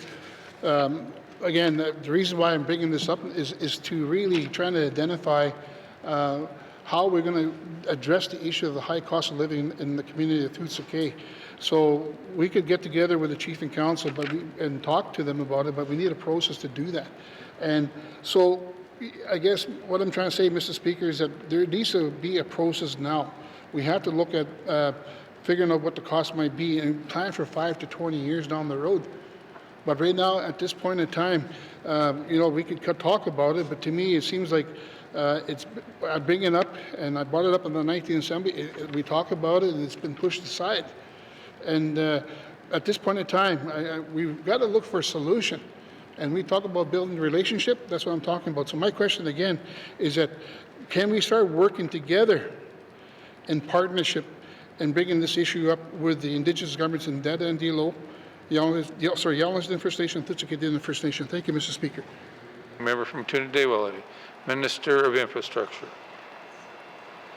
Thank you, Mr. Speaker. And Mr. Speaker, with respect to a concern on high cost of living and looking for solutions, one of those areas where there's high costs is the fact that there's a lot of fuel that has to get transported to the community, and a lot of that is being transported because the community right now of Little Cay is running on a diesel generator to generate all of their power. And yet, Mr. Speaker, I do believe there have been some initial scoping studies done of boat micro hydro facilities that would reduce the cost of living, potentially, certainly bring a more reliable, sustainable power system, and one that would reduce the amount of fuel that's being brought in. So that is an area that might have some impact. I don't know for sure, but that's exactly the kind of thing a feasibility study might do. I understand the Chief of Little Cay has some interest in this, and I'm certainly happy to follow up on that. Thank you. Minister of Infrastructure. Final supplementary. Member from Trinidad-Willity. Thank you, Mr. Speaker. I would like to offer an invitation to the minister to work together with myself and meet with the YKDFN on their capital needs, but also to go to Toots-Kay together and meet with Chief and Council and have that dialogue and discussion on next steps going forward. Thank you, Mr. Speaker, and I'd like to know if the invitation, I'll put it out there for her to accept. Thank you. Member from Trinidad-Willity, Minister of Infrastructure. Thank you, Mr. Speaker. Mr. Speaker, happy to return to Little Cay. It's always a good experience to be there, a very pleasant and beautiful community, especially if it's fishing season, but certainly happy to go back and further these conversations. Similarly, Mr. Speaker, not that long ago, myself and Minister MacDonald were able to meet with YKDFN, both chiefs, in the community of Dada. Also happy to go back. I expressed at the time that more of those meetings would be good. It took a long time to find a time then. I don't want a lot of time to pass before we can do a follow-up on that meeting. So again, very happy to be able to say that here, that we're looking forward to continuing the conversations that we began recently. Thank you. Infrastructure. Oral questions. Member from Range Lake. Thank you, Mr. Speaker. In my member statement, I spoke about the importance of defending Canada's sovereignty and making sure the Northwest Territories is one of the leaders in that effort. Arctic defense spending has become a national subject of national interest, especially from those who want to be our next Prime Minister. The Leader of the Opposition has pledged to build a military base in Iqaluit. Next door, our neighbors in Yukon have established a security advisory council and have already been successful in finding some federal funding as well.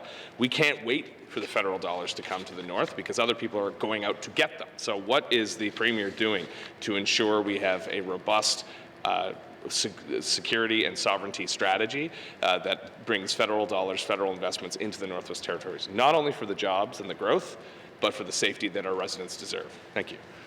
From Range Lake, Mr. Premier. Thank you, Mr. Speaker. So when we started this term, Canadian sovereignty and Arctic security weren't on the tops of our list of priorities, given that those are federal mandates. However, they've come to the forefront of discussions all across Canada and especially here in the Northwest Territories. And so a lot of the work that we have been doing actually feeds directly into the notions of sovereignty and security. By advocating for the Mackenzie Valley Highway and putting that infrastructure in place, that is increasing our sovereignty, assuring our security. And that was referenced by Minister Blair in interviews he's done subsequent to the announcement, that investment in infrastructure in the north is an assertion of sovereignty. And so we put work into projects like the Mackenzie Valley Highway, like the Tulsan Hydro expansion. We've been putting work into critical minerals. I've been working with my colleagues, particularly the Minister of Industry, Tourism, Investment, and the Minister of Environment and Climate Change, on ensuring that our regulatory system is as efficient as it possibly can be. And of course, critical minerals are important to Canada's security, Canada's sovereignty, and North American security, ideally. But given the current situation, we are focusing on Canada.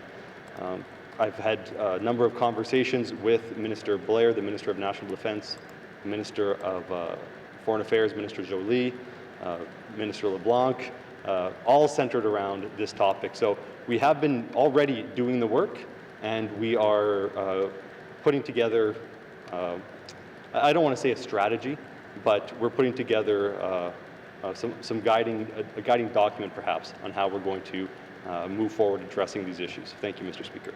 Mr. Premier, member from Range Lake.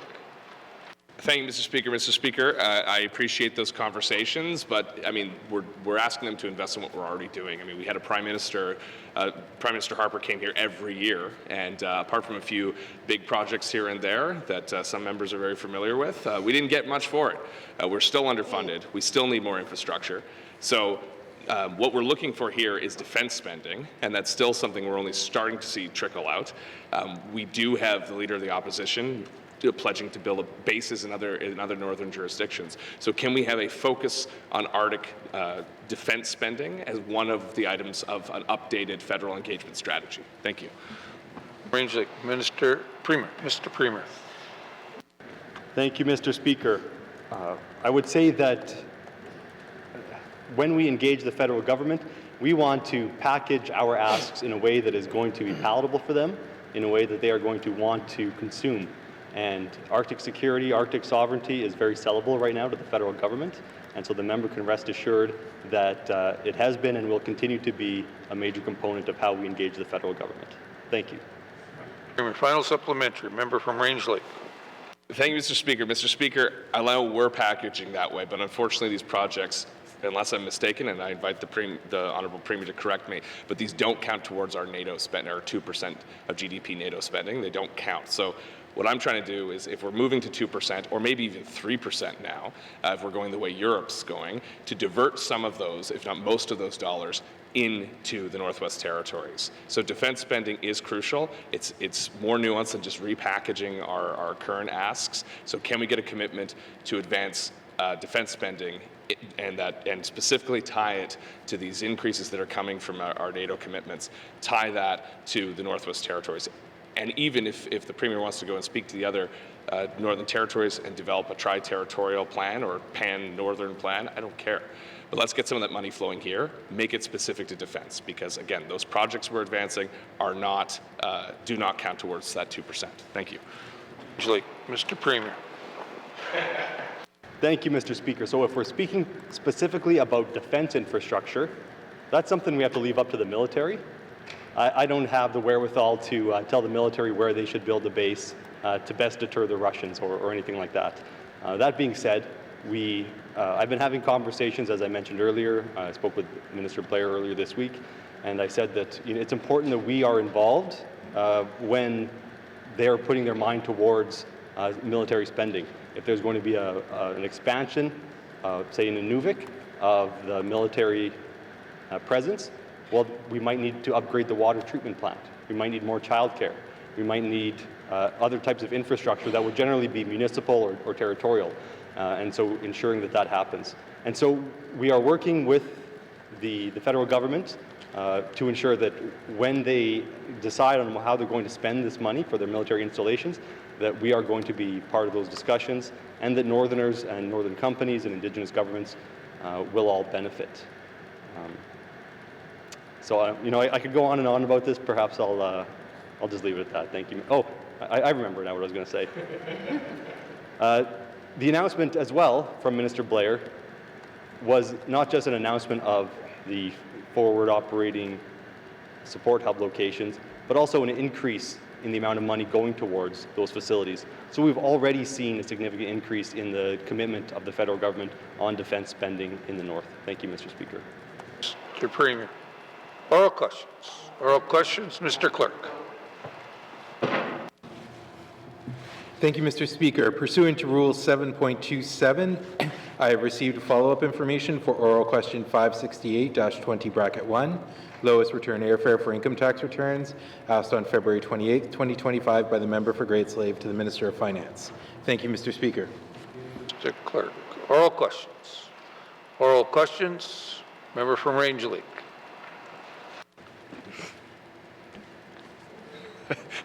Okay, thank you, Mr. Speaker. Mr. Speaker, Sorry, I was confused by our procedures. Mr. Speaker, I too would like to ask just some clarifying points from the presentation that Aurora College gave to members this morning. For the physical assets of the community learning centers, the actual buildings and physical infrastructure that are present in the communities, what is the fate of that with the shuttering of all these facilities in a couple months? Thank you. What will be the fate of that? Member from Range Lake, Minister of Education, Culture, Employment. Thank you, Mr. Speaker. So, Mr. Speaker, for the facilities that are owned by the Government of the Northwest Territories, the Department of Infrastructure does have an asset disposal policy. While it is imperative that we follow that policy, I also feel that it is imperative that we also speak with communities to find out what their intent is as well, to make sure that we have an open conversation about those assets. We have had outreach from some communities indicating what they would like to use their local community learning center for, and so continuing those conversations is paramount. And then in addition to that, there are some facilities that are being used, for example, as classroom space, and so that'll be very important that they continue to be that. Thank you. Minister of Education. Minister of Education. Thank you, Minister of Education, Culture, Employment. Member from Range Lake. Mr. Chance. Thank you, Mr. Speaker. Mr. Speaker, so we've heard directly, members have heard directly from people working in some of these facilities that they're seeing clients, there's some that are very productive. So is there a pathway that the minister can keep these facilities going under a different mandate, keep the staff going, doing the good work they're doing of offering programs, and then the ones that are less productive, maybe hand those over to the local authorities, whatever they may be. But I think that what communities are concerned with is you have some of these places are working really effectively. They employ people, they see people. The Detta Delo facility saw 100 people or 100 students and trained them over 18 months. So is the minister willing to take this on and bring these back under ECE? Thank you. Member from Range Lake, Minister of Education, Culture and Employment. Thank you very much, Mr. Speaker. Mr. Speaker, that would be a pretty significant budgetary ask. And at the same time, a building is just a building without the staff that need to go along with it. So that is not a question that I have an answer to right here on the floor of the House. And I think certainly would have more information as more of these details get ironed out. Thank you. Thank you, Minister of Education, Culture and Employment. Final supplementary, member from Range Lake. Thank you, Mr. Speaker. Well, I have a fantastic solution, which is the money that Aurora College that is still being granted them, take that back and use it to fund these facilities. So will the minister pursue an exploration with that and see how we can keep the productive facilities that are training students, that are important to communities, that are employing local people who will not have jobs when they're gone, stay open. Thank you. Member from Range Lake, Minister of Education, Culture and Employment. Thank you very much, Mr. Speaker. So, Mr. Speaker, with some of the funding that Aurora College has, they intend to continue to pay out staff using their staff retention policy. Some of that funding is being shifted to their online version of the adult learning and basic education. And then some of that funding is going to support the development of their Bachelor of Education, their Diploma of Social Work. They're working on their Made in the North degree. They're working on, they shared with this House programming for dental therapy up in Inuvik. And so there's a lot of programming that they're working on in order to offer that to students across the Northwest Territories.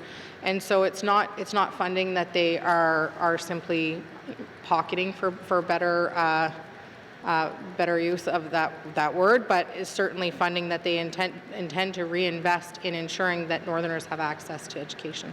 Thank you. Minister of Education, Culture and Employment. Oral questions. Oral questions.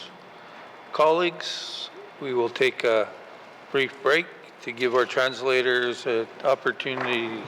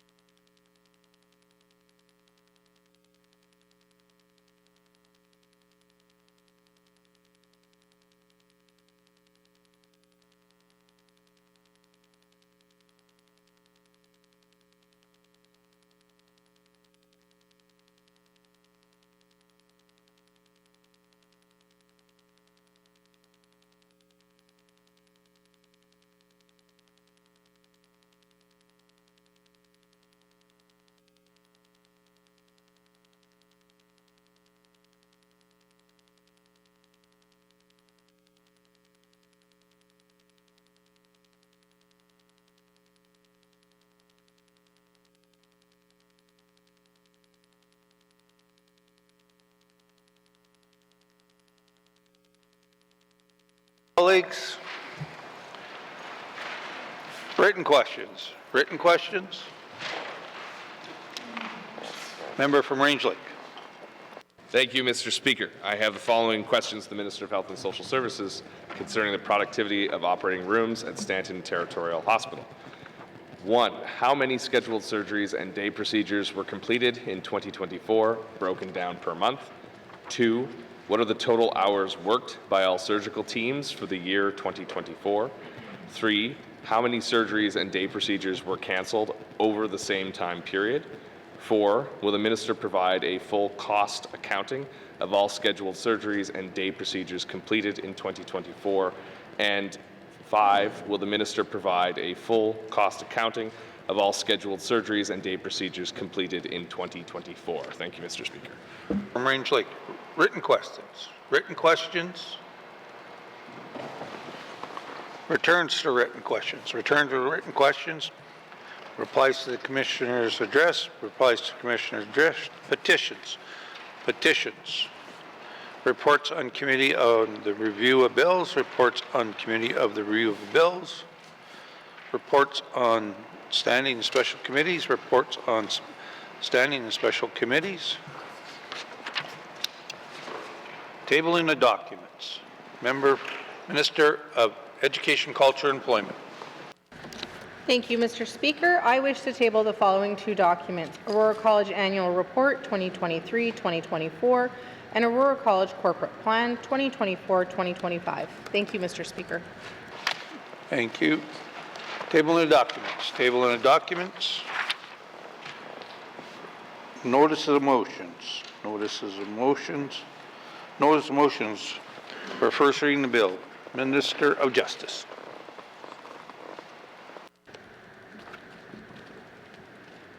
Mr. Speaker, I give notice that on Wednesday, March 12, 2025, I will present Bill 23, an act to amend the Children's Law Act, to be read for the first time. Thank you. Thank you, Minister of Justice. Notice of motions for first reading the bills. Minister of Justice. Mr. Speaker, I give notice that on Wednesday, March 12, 2025, I will present Bill 24, an act to amend the Family Law Act, to be read for the first time. Thank you, Mr. Speaker. Minister of Justice. Notice of motions for first reading the bills. Notice of motion first reading the bills. First reading the bills. First reading the bills. Second reading the bills. Second reading the bills. Consideration in committee of the whole of bills and other matters. Table document 275-20 brackets 1 with the member from Toonaday-Welliday in the chair.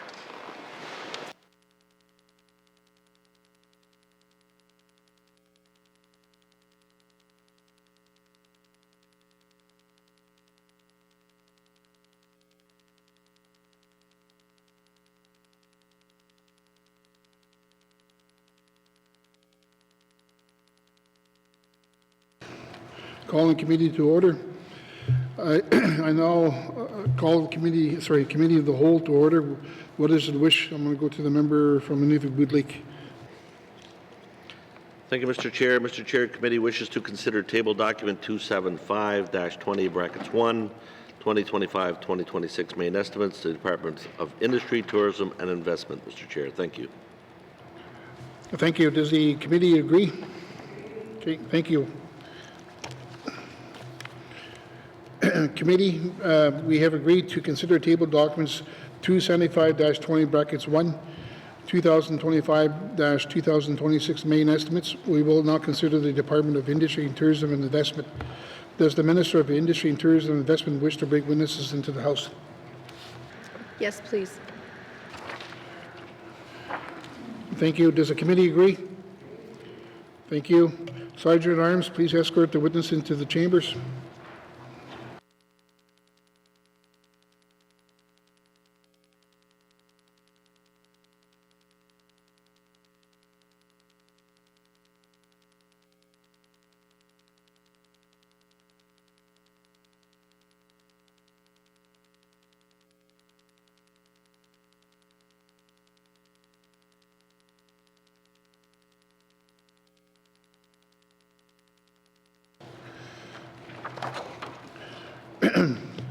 Would the minister please introduce her witnesses? Thank you very much, Mr. Chair. To my left, I have Assistant Deputy Minister Melissa Cyr, and to my right, I have Director of Corporate Services Nina Salvador. Thank you. The committee has agreed to forego general comments. Does the committee agree to proceed to detail contained in the table documents? Committee? Thank you. Committee, we will defer the departmental summary and review the estimates by activity summary, beginning with corporate management starting on page 234, with information items on page 236. Are there any questions?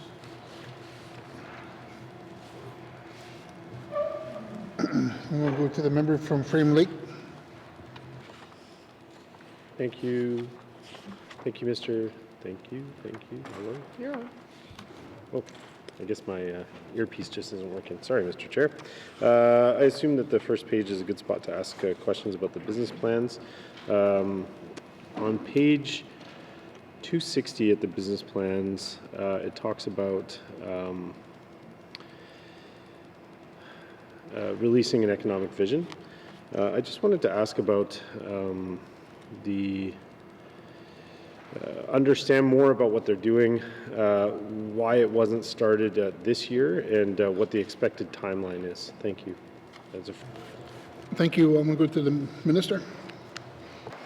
Thank you very much, Mr. Chair. So, Mr. Chair, the economic vision exercise that's being done is being worked on with multiple stakeholders across the territory.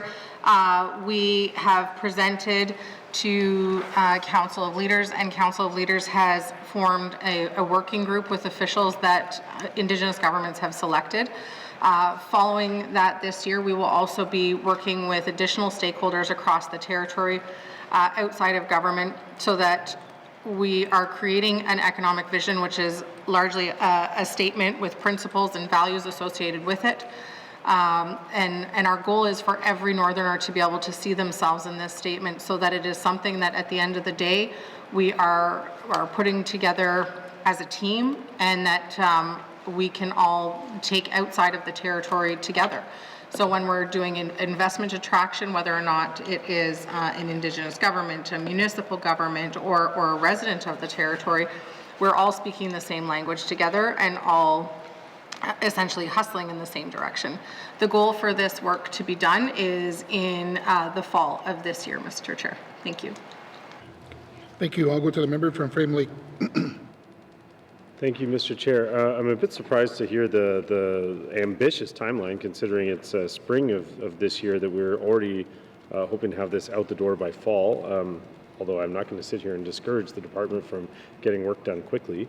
And I appreciate the department noting the need for and development of an investment strategy following development of the vision. And I think that's a great, that's a great order of operations there. You want to establish the vision, and then what are you going to do to implement it? So great planning there. The only question I would have is, it wasn't that long ago that the government established regional economic development plans. So how do those fit into this? If we've developed regional economic development planning, I have to assume that those plans haven't been finished and completed and job well done. So is this going to supersede those? Is it going to work in concert with them? Are they a totally separate thing? Can the minister help us better understand how this all goes together and works together? Thank you. Thank you. I'll go to the minister. Thank you very much, Mr. Chair. So we certainly use that work as a basis for this work, but that work is certainly, as the member referenced, absolutely not done.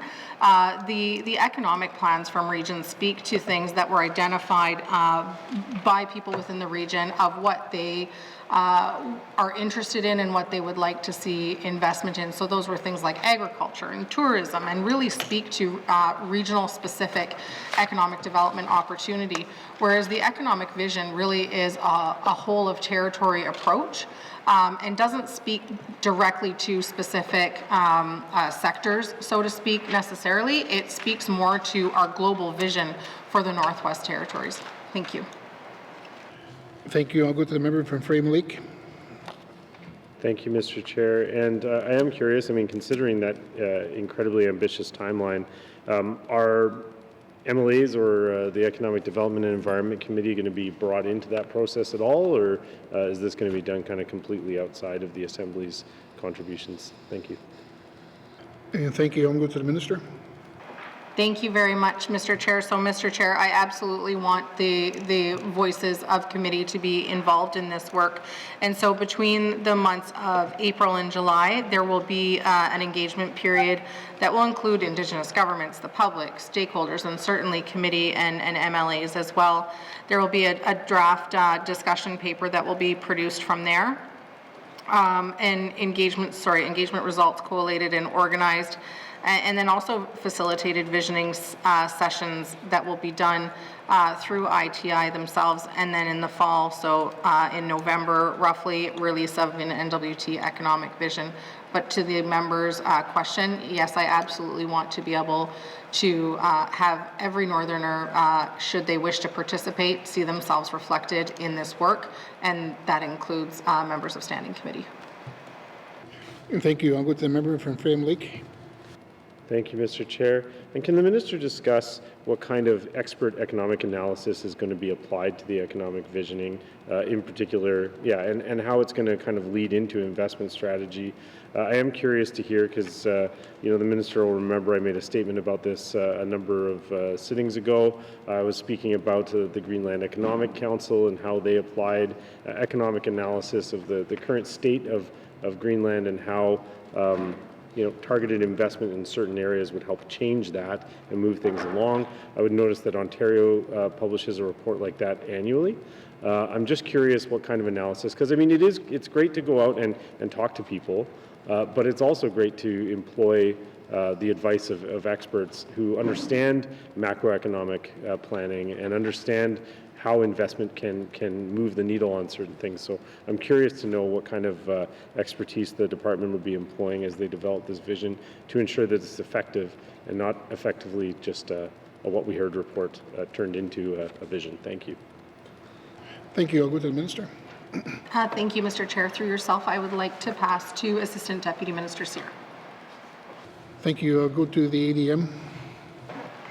Thank you, Mr. Chair. So with regards to the data that the data analysis that will be conducted for that research, right now is the first step. This is being through the Economic Development Working Group through the NWT Council of Leaders. We are using the basis of the RDPs as the first step, and from there we're going to identify any gaps that are any gaps in the data. And once we identify those gaps, we will then reach out to perhaps academic institutions on who can help us, who would be best placed to do that economic analysis going forward. Thank you. I'll go back to the member from Frame Lake. Thank you, Mr. Chair, and I appreciate that answer from the department. And would just again, re-emphasize the point that, I would like to see a combination of the voices of the NWT enhanced by expert analysis, and then planning for how we can move the needle in certain sectors, because it does take. It does take a well-laid plan in order to get action that will be effective. So, thank you. Those are all my comments, I think, on the business plan. Let me just check my notes before I cede the chair.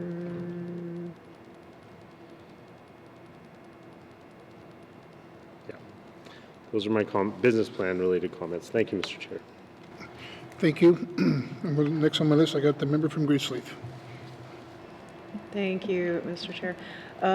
So I was just refreshing my memory through the business plan, and this, I think, specifically speaks to policy work in corporate management, so I hope it's appropriate for me to ask here.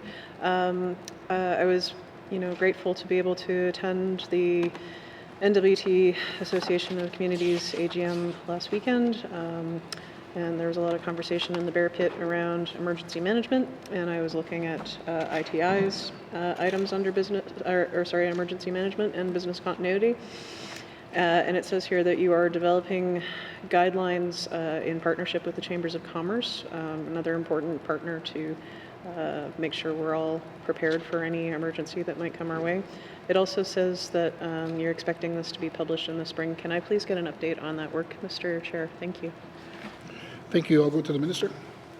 Thank you, Mr. Chair. Through yourself, I'd like to pass to Assistant Deputy Minister Cyr.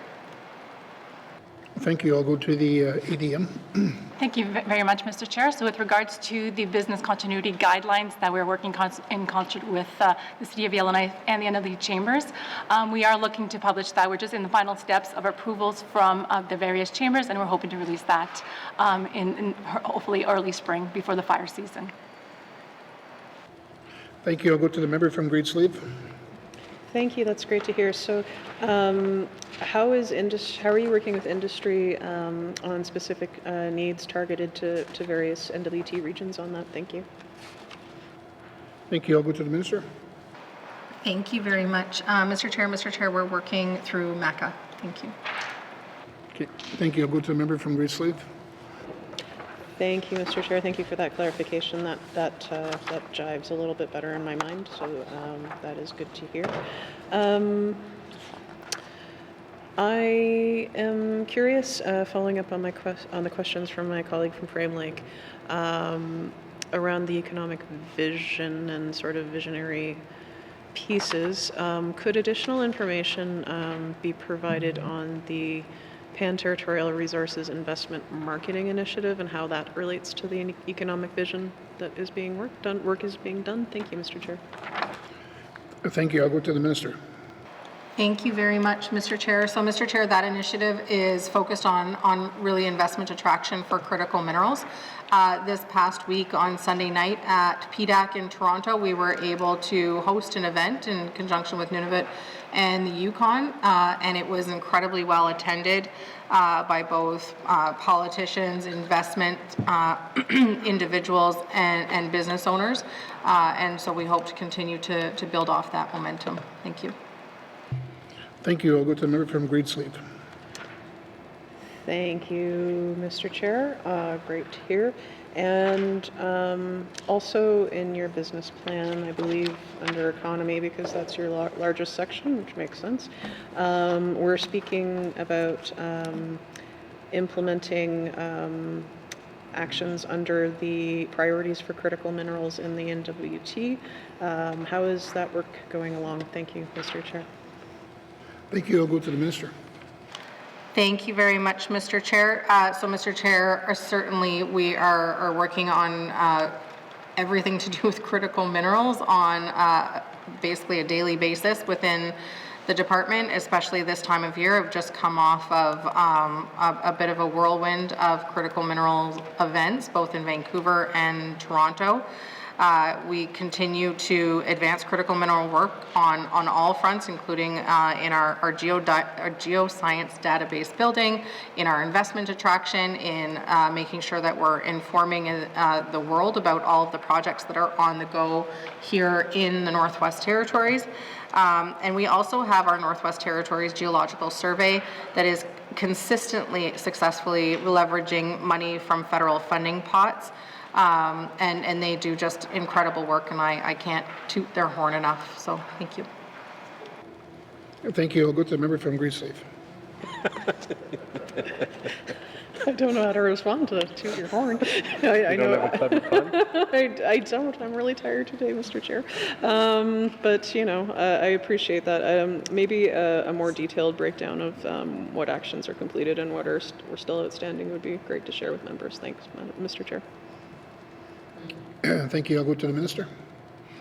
Thank you very much, Mr. Chair. Mr. Chair, if possible, one of the things that I'm going to do today is swap out different staff when we get to different sections, and so maybe we can come back around to that when we get to the petroleum, minerals and petroleum resources section of the main estimates today. Thank you. Thank you. I'll go to the member from Great Slave. Thank you, Mr. Chair. Nothing further. Thank you. Is there any more questions from members? Okay, seeing none, no further questions. Please turn to page 235. Industry, tourism, and investment, corporate operation expenditure summary, 2025-2026. Main estimates, $10,243,000. Does the committee agree? Thank you. Moving on to economic diversification and business support, beginning on page 237 with information items on page 242. Are there any questions? I'm going to go to the member from Frame Lake. Thank you, Mr. Chair. Mr. Chair, my first question, I know it was a small item, but I note that the advancing the knowledge economy item is removed this year. Just want to know what have we lost there, if the minister can help us understand it better. Thank you. Thank you. I'll go to the minister. Thank you very much, Mr. Chair. Mr. Chair, we had some funding that was allocated to this work, and unfortunately that funding has been sunset, and so we no longer have that funding within the Advancing the Knowledge Economy section. So those contributions were for planning, research, and public engagement on advancing the knowledge economy, enhancing business support services in NWT regions, and the development of regional economic development plans. And as we've already talked about as well today, those regional economic development plans are now available online. Thank you. Thank you. I'll go to the member for Frame Lake. Thank you very much, Mr. Chair. What's going on next to me here? What's all this waving about? Mr. Chair, the next question I had was, when will the program review of the seed policy be completed? And also, how will the department ensure that seed funding supports mentorship and capacity building? Thank you, Mr. Or actually, you know what? Let's go one question at a time. When will the program review of the seed policy be completed? Thank you. Thank you. I'll go to the minister. Next year.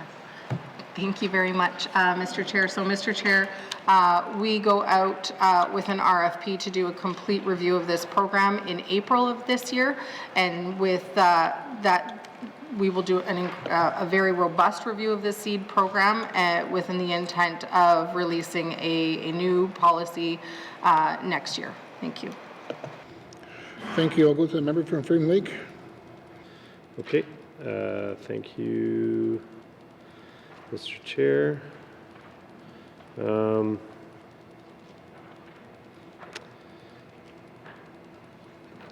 think that's it. Give me 1 second here. Sorry, I've got like 4 pages of notes. Yeah, no, I wanted to ask a couple more questions about SEED. So how will the department ensure that SEED funding supports mentorship and capacity building through this review? Thank you. Thank you. I'll go to the minister. Thank you very much, Mr. Chair. So, Mr. Chair, nothing is off the table with the review. We intend to do a very holistic review of the program from start to finish and everything in between. The program, as it currently stands, does have both of those things, and so that will be a very natural input into the review. Thank you. Okay. Thank you. I'll go to the member from Frame Lake. Thank you, Mr. Chair, and certainly I can just say, I hope that this comes up during the review, but something that was pointed out to me by constituents who are small business owners is certainly ITI has been really good at helping businesses get off the ground, and the SEED program's been great for that. But what I've heard people are struggling with is, they get a bit of support to get off the ground, but maintaining a business in the Northwest Territories can be really challenging. And so that's one piece of feedback. I don't need a response from the minister unless she's interested in commenting, but that was a piece of feedback I heard at the doors and stuck with me, that we just as important as fostering new is ensuring that we maintain what's existing, so that we don't have this constant kind of hamster wheel of businesses opening and closing. You want things to sustain, for people to have sustainable employment and sustainable income. So that's maybe something we can look into with the SEED program, ways that we can shift into kind of better support for maintenance, maintaining kind of momentum. Thank you, Mr. Chair. Thank you. I'll go to the minister to respond. Thank you very much, Mr. Chair. So, Mr. Chair, as a business owner who's actually dabbled in the SEED program, certainly have my own ideas of how to improve the program. The program itself is not meant to be something that people apply for every year. It is meant to be a piece that really propels businesses to the next level. There are Northerners who have used SEED program in order to write business plans and get support in that sense to ensure that they are putting together a business idea and the supports that go along with it that make a robust and self-reliant business plan at the end of the day. If people are looking for kind of the next stage of game changer investment in their businesses, there are additional programs that the government of the Northwest Territories does have to support that, whether that's through Community Futures or through Prosper NWT. There are kind of a spectrum, but one of the things that this SEED review really is lending to is to ensure that we are affording Northerners access to that spectrum of support services and investments into business growth in the territory. And one of the best ways really to ensure that our local businesses are supported is to ensure that we are supporting local as residents and to ensure that we are all contributing to growing our economy at the end of the day, because a healthy economy supports a healthy economy. So thank you for the members' comments, and I certainly take them to heart. Okay, thank you. Next on my list I have is a member from Great Sleeve. Thank you, Mr. Chair. Mr. Chair, in this activity, ITI is budgeting a $2.2 million reduction for economic diversification, which is a little concerning considering where we're at in the geopolitical world that has been thrust upon us. So can the department please provide more clarity on this reduction? Thank you, Mr. Chair. Thank you. We'll go to the minister. Thank you very much, Mr. Chair. What the member is seeing there and the difference is the investment in the fish plant. So we have been working to build and open a fish plant in Hay River, and we are no longer needing that. That's what is not represented there is the fish plant money. Thank you. Okay, thank you. I'll go to the member from Great Sleeve. Thank you, Mr. Chair. And that is good information to know, but so is it anticipated or expected that as we start to have our economic vision developed into the fall, that possibly into next year actions rolling out of that, you'll be seeking investment into new diversification streams, or is there anything sort of contemplated in the initial stages of trying to expand our diversification options? I know we've had a lot of success with the film industry. I know the minister is a big fan of supporting the arts, but are there any other visions on her horizon that she'd like to talk about right now? Thank you. Okay, thank you. I'll go to the minister. Thank you very much, Mr. Chair. And I love this question because I love the opportunity to talk about the fact that we have a very diverse economy in the Northwest Territories. And really what we're doing at this point is ensuring that we're supporting the diversity of our economy. And so we have programs that support agriculture, tourism. We have, the member mentioned film. We have a film program that continues to grow because the multipliers for our film projects in the territory are incredible. It's got almost a 9-to-1 multiplier, and so investing there really is investing in an economy and a sector that continues to propel our dollars further. We also have programs like our SEED program that really call on residents of what do you want us to invest in and allow for that massive spectrum to already happen. And so the economic vision really is about how we present ourselves and sell ourselves as a territory to the rest of the world. And I really foresee under that the sky's the limit. Thank you, Mr. Chair. And thank you. I'll go back to the member from Great Sleeve. Thank you, Mr. Chair. No, appreciate that. Looking very much forward to the vision coming out this fall. Hopefully, even perhaps earlier if the department is super keen and wants to get it out the door. Further to that, and the sky being the limit, I would like to echo some of the comments that my colleague from Frame Lake has said since beginning his tenure here in this House. That economic diversification used to include contributions for planning, research, and public engagement on advancing the knowledge economy. So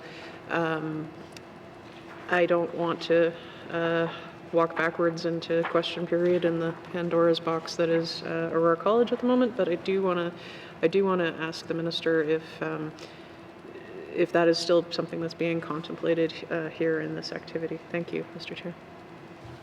Thank you. I'll go to the minister. Thank you very much, Mr. Chair. Mr. Chair, myself and department staff have a very good working relationship with Canor, and we are always looking for ways to identify new funds and use ITI funds in a stackable way. We're always looking to maximize our investment in anything that we do, and we'll certainly continue to do that. Thank you. Thank you. I'll go to the member from Graceleaf. Thank you, Mr. Chair. Nothing further. Okay, thank you. Next on my list I have is the member from Nunavut Lake. Thank you, Mr. Chair. Back in, I guess, late 2023, the department did a review of its business incentive policy. I know because when they did do some consultation and information sessions in the regions, and in particular in Nunavut, because during my campaign, actually at the time I attended one, and one of the updates they were looking at doing for the BIP was to around, we'll call it enforcement, but putting teeth into the policy in that to ensure that contractors that were filling out the BIP forms were then obviously following up on those BIP forms and ensuring that what was stated in the forms was what was happening, and that certainly northern businesses were able to take advantage of that, of those projects. I'm just wondering if the minister can kind of give an update as to since that review has taken place, what's been happening now since that review, and are those changes been implemented, and if they have, how's that process been working? Mr. Chair, thank you. Thank you. I'll go to the minister. Thank you very much, Mr. Chair. So, Mr. Chair, we have the vendor performance policy that was implemented. This is the first step through what the member is referring to and having some teeth in that. That policy is held over in the Department of Finance. And we have been co-hosting online training sessions with staff to ensure that they understand it as well. And those training sessions, I should say, are both internal and external. So it's not solely just for staff, it's also for business entities in the Northwest Territories. This is a policy that we continue to implement in order to address that concern. Thank you. Okay, thank you. I'll go to the member from Nunavut Lake. Thank you, Mr. Chair. And yeah, the issue has been, and listen, I've been involved with BIP through other parts of my career, and again, we see a lot of times where a contractor or someone will fill out those forms, put in the northern content, and then not necessarily follow up on the northern content. And the problem was, if you wait till you're halfway through a $20 million contract to realize that, we haven't,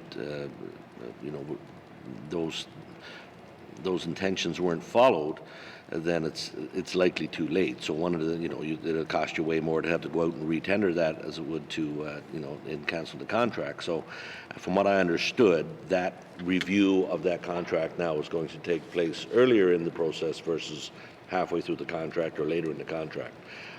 So I understand what the minister is saying, that the policy has been developed, but has that come into force, Mr. Chair? Okay, thank you. I'll go to the minister. Thank you very much, Mr. Chair. So yes, it has come into force, but it's being implemented in a phased approach. So for contracts over $250,000, it has been implemented and enforced. Thank you. Okay, thank you. I'll go back to the member from Nunavut Lake. Thank you, Mr. Chair, and thank you for that. And to be fair, I think it was the consultation process that was done in Nunavut, certainly that I attended, was very informative, and I think from contractors and builders alike, I think was welcomed to have some teeth put in that program. Is the department tracking in any way now I guess the performance, versus what it was pre having this new policy? Is there data being kept on that now, Mr. Chair? Thank you. I'll go to the minister. Thank you very much, Mr. Chair. So yes, there's data. However, the finer details of that data would be better, questions better placed to my colleague from the Department of Finance. They're the ones who maintain that policy and maintain the data that goes with it. Thank you. Okay, thank you. We'll go back to the member from the Nunavut Lake. Thank you, Mr. Chair, and that sounds like something for a member statement next week, but I certainly appreciate the answers. No further questions in this section. Thank you. Okay, thank you. Next on my list I have is the member from the Decho. Thank you, Mr. Chair. I wanted to find out, and you probably, well, Mr. Chair, how many new companies registered for BIP since last year, I guess? Does the minister have any of that information? Thank you. Thank you. I'll go to the minister. Thank you very much, Mr. Chair. So we are up to a total of 1,400 businesses in the Northwest Territories. Okay, thank you. I'll go to the member from the Sawtooth. Okay.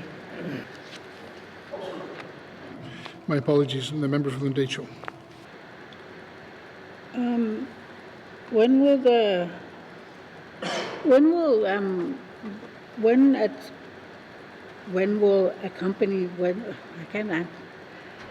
will companies not use a BIP,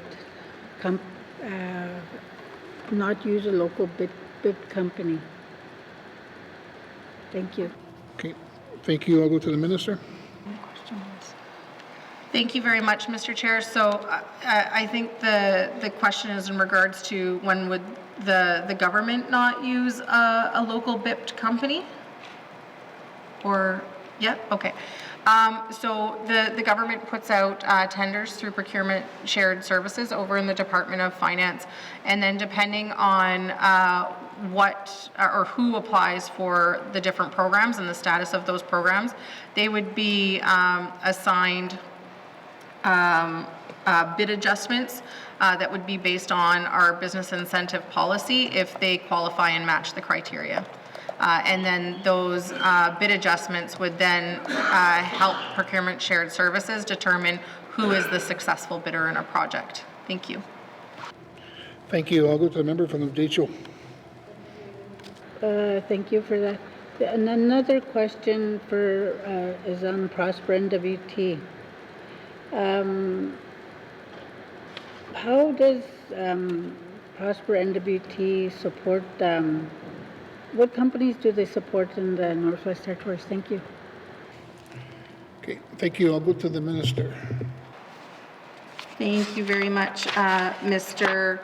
Chair. So, Mr. Chair, between April 2005 to March 2024, Prosper NWT has supported 741 businesses across the Northwest Territories. So I certainly couldn't list them all out here. And then through those 741 businesses, they have dispersed approximately $128 million. But it might be of interest to members, and mind you, these are regional areas, not political areas, but 162 businesses from the South Slave, that was 40% of the funds dispersed, 52 million. 386 businesses in the North Slave, that was $30 million or 24% of funds dispersed. 60 businesses in the Decho, which is $21 million or 16% of funds dispersed. Beaufort Delta is 106 businesses, $15 million or 12% of funds dispersed. And then finally in the Sahtu region, 27 businesses or $10 million, which was 8% of the funds dispersed. Thank you, Mr. Chair. Okay, thank you. I'll go to the member from the Decho. Could you tell me what support is provided in the support given by Prosper to the companies? Thank you. Thank you. I'll go to the minister. Thank you very much, Mr. Chair. So the programs and services afforded by Prosper NWT are everything from debt financing, which is primarily in the form of loans, venture investments, digital support programs, and also business services. So for example, in the form of accounting or human resources support as well. Thank you. Okay, thank you. I'll go to the member from the DHO. Companies like Denifer Clouds, they're a for-profit company, correct? Thank you. I'll go to the minister. Thank you very much, Mr. Chair. So, Mr. Chair, companies like Dene for Cloud are a subsidiary of Prosper NWT, so is not counted in that previous area that I identified. So there are a number of subsidiaries that Prosper NWT does support, and they are certainly for-profit companies, and Prosper NWT is working with them to continue to develop their business practices. Thank you. Thank you. I'll go back to the member from the DHO. Thank you, Mr. Chair. Is it hope that eventually Denifer Clouds would be totally independent on its own? Thank you. Thank you. I'll go to the minister. Thank you very much, Mr. Chair. So that is certainly my hope for every single one of the subsidiaries, that they are supported to develop business plans and business practices that make them wholly independent from Prosper NWT. I have asked the Prosper NWT along with their board, and their board has made the same request to Prosper to look at plans to move out of having to support these subsidiaries. So there's just under 9 full-time staff that work at them across the territory, well, in the communities where they are present, and the cost to Prosper is over $1 million. And so ensuring that these businesses operate as a business and are empowered to become revenue positive is incredibly important to me and also to the board of Prosper NWT. Okay, thank you. I'll go to the member from the DHO. That's basically it for me. Thank you. Thank you. I'm going to go to the member from the Sahtu. Thank you, Mr. Chair. My question is on the expenditure side on 238. It seems that the compensation and benefits went up, and grants, contribution, and transfers went down. Did we, or is it part of this activity going to see additional staff being hired because of that compensation benefits increase? Thank you. I'll go to the minister. Thank you very much, Mr. Chair. This isn't additional staff, it's additional compensation and benefits through the UNW collective agreement. Thank you. Okay, thank you. I'll go to the member from the Sahtu. Thank you, Mr. Chair. Thanks to the minister for that clarification. I'm just wondering if there's any willingness, I would say, into this barging season, and I must compliment or acknowledge the support from the minister for last year's no barging activities to the Sahtu. Now this year I see a blank in that category on page 239. Is the minister open to reviewing this with the possibility that we may not have a barge again this year for entertaining relief? Thank you, Mr. Chair. Thank you. I'm going to go to the minister. Thank you very much, Mr. Chair, and thank you to the member for the question. I'd like to start off by acknowledging that it has certainly been a very difficult time for the Sahtu with the cancellation of the barge season and the impacts of climate change on Sahtu communities. The barge cancellation program was a one-time program that we launched in recognition of the very difficult season that the Sahtu endured. And certainly we hope that water will come back. We know that it's predicted to be another dry year, and so we continue to encourage people to get insurance, especially businesses, to have shipping insurance beforehand. and be prepared for low barging. We've encouraged people to try and bring as much stuff up on the winter road as absolutely possible now that we are in the leeway of that to really work as hard as they can and as much as possible to prepare in advance. And I know that my colleague over at the Department of Infrastructure has equally worked very hard to make sure that fuel, both on the part of the GNWT, and has encouraged Imperial also to make sure that their fuel supplies and fuel sources are up on the winter road as well. Thank you. Thank you. I'll go to the member from the Sawtooth.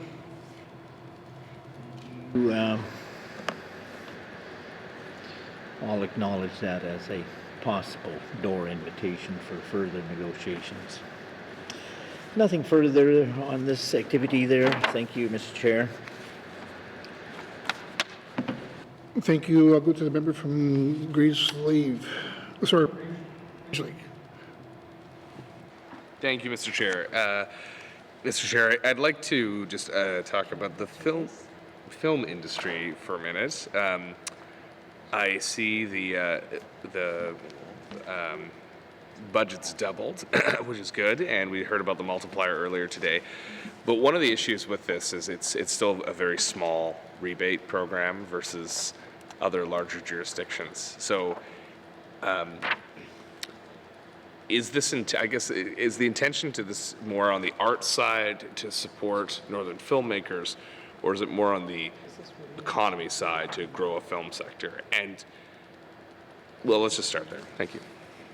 Okay, thank you. I'll go to the minister. Thank you very much, Mr. Chair. Mr. Chair, it really certainly does fulfill both. Certainly the drive and putting that much money into it is an economic driver, but it also supports local artists.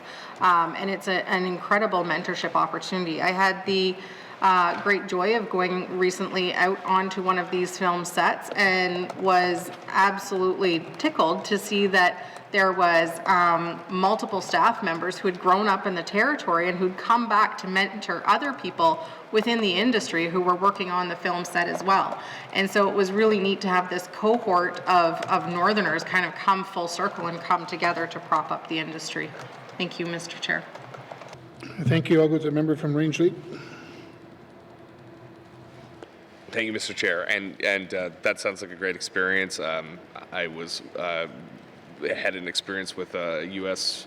film production in my previous employment in Mr. Chair, your community of Detta, and it was really significant to see how much opportunity it brought to the community, and to see the late Chief Eddie Sangris shake Hilary Swank's hand was really exciting as well. So this can really bring Northerners, or bring the North to Hollywood or to that larger film industry, and bring, of course, the film industry here locally. The issue is this rebate is, like, no one's going to complain about it because it's good that it's there, but it's very, very small. And if you're looking to build an industry around a rebate program, which basically every jurisdiction does, the reason they film in European countries, small European countries, and you're like, why are productions setting up there? It's because how their film rebates are structured. This could be an area that we could attract a lot more, or more productions to, and also support local filmmakers as well if we expanded this program. But it's going to take a significant amount of expansion, not 1 million or 1.5 million, but tens of millions, if we want to take it seriously and really grow out an industry here. Is there any possibility or long-term planning? Obviously, we have fiscal challenges we need to address, but we also have economic challenges we need to address, and a lot of jobs in the private sector that are leaving the territory with the closure of the mines, and not a lot to replace them. So the good stuff about this is, again, the ×9 multiplier for every dollar we put into this, but also the sustainable jobs it creates as long as the funding's there. It is very much a, if you fund it, they will come kind of model. So as we try to pivot into a future, an increasingly uncertain future, is a more robust film rebate program that can attract larger productions, support more local productions, and grow a film industry in the hub communities, part of the department's long-term thinking. Thank you. Thank you. I'll go to the minister. Thank you very much, Mr. Chair. Well, Mr. Chair, I'm not shy to ask for money, that's for sure, and I'm sure my cabinet colleagues would confirm that. In my short time as Minister of ITI, we've managed to take this fund from $100,000 to $500,000, and now this year to $1 million. And so we're seeing a continued significant amount of investment in it, acknowledging that the benefits are huge, and not just for the North Slave region, but for the whole territory. Through a Canmore investment, we were able to work with a location scout who traveled the territory and actually created a bank of photographs and video of communities and areas across the territory. By the way, loves Frank Channel Bridge, does not want to see it replaced, but had to let him down gently. But my point, Mr. Chair, is that this really is a great opportunity for the territory, and I just want to thank my cabinet colleagues for the support in increasing this fund to an entire $1 million. We will continue to, of course, track the success of this program. And I'm glad that the member brought up the film sets that he's had the opportunity to be on as well, and we continue to see those in the territory. They continue to make the North a destination for the world, and we'll continue to grow that fund as best we can, and we'll continue to capitalize on our small fund as best as we can, but $1 million is a big deal as well. Thank you. Thank you. I'm going to go to the member from Range Lake. Thank you for that. I want to move on, but I will point out I have spoken to filmmakers who have left the territory because this funding is just not enough to continue them to pursue their career in the industry. So there is a limit to how effective it is, but if it keeps growing, then yeah, maybe we can develop our own cottage industry like what they've done or they did for a while. It's different now, but like in Saskatchewan, which isn't known for its robust film studios and things like that, but they had a lot of activity just because of their rebate system. Moving to just the general function, I know it's easier to follow the line items, but going to the trade part of this activity. Obviously, trade is what we're talking about almost every day, incessantly, relentlessly. Do we have sufficient resources in the trade function of this department to manage the increasingly complicated trade files that are coming forward, whether it's interprovincial trade or the tariff threat? My concern is if we're not sufficiently resourced, it might take a while to catch up with the changes that are happening rapidly across Canada and in the world. Thank you. Okay. Thank you. I'll go to the minister.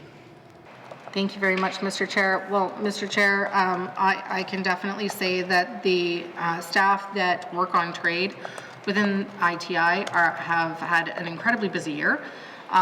We currently sit, the Northwest Territories is currently the chair on the Committee of Internal Trade, and we've already had 3 meetings this year at a federal, territorial, provincial level, which I know is a lot of time for staff, but I will say huge props to those staff. They're absolute rock stars. They have supported me every step of the way. They have done incredible work, not only on behalf of the Northwest Territories, but on behalf of Canadians. We do have experience and expertise within that field. One of the staff that I have had the opportunity to work very closely on that has worked within the file for a decade, and she's incredible. She's incredibly good at her job. We also work quite closely with Department of Justice and have the honor and privilege of having one of the lawyers who actually negotiated the Canadian Free Trade Agreement on behalf of the Northwest Territories, who supports our team. And I do feel that team is, although very busy, very well supported, and they, I'm sure, will continue to be rock stars in support of the people of the territory for this very difficult time for Canadians. But also they are rising to the challenge. Thank you, Mr. Chair. Thank you. I'll go to the member from Range Lake. Thank you, and it's always nice to recognize the good work of staff. So I appreciate the minister's very kind words for public servants. That being said, are these well, not that being said, there's no but here. They're great. Thank you. Period. It would be a shame if this was, because I know in the past trade has been less significant, and it's been off the corner of someone else's desk. So is this a dedicated kind of trade unit that's doing this work, or is this something that they have to manage on top of other competing priorities? Thank you. Thank you. I'll go to the minister. Short answer, yes. This is something that is on top of their other duties for sure. But the other side of this is because we are currently the national chair for Committee on Internal Trade, we are also able to pull on the CIT budget in order to, we're not expected to fund these additional meetings, which I think is a positive for the territory. The other piece of this was also the area where immigration used to sit within the Department of Industry, Tourism and Investment, and that portion has now been pulled over to ECE. So it does narrow their focus somewhat. And I can say they certainly are very focused right now on trade and investment. Thank you.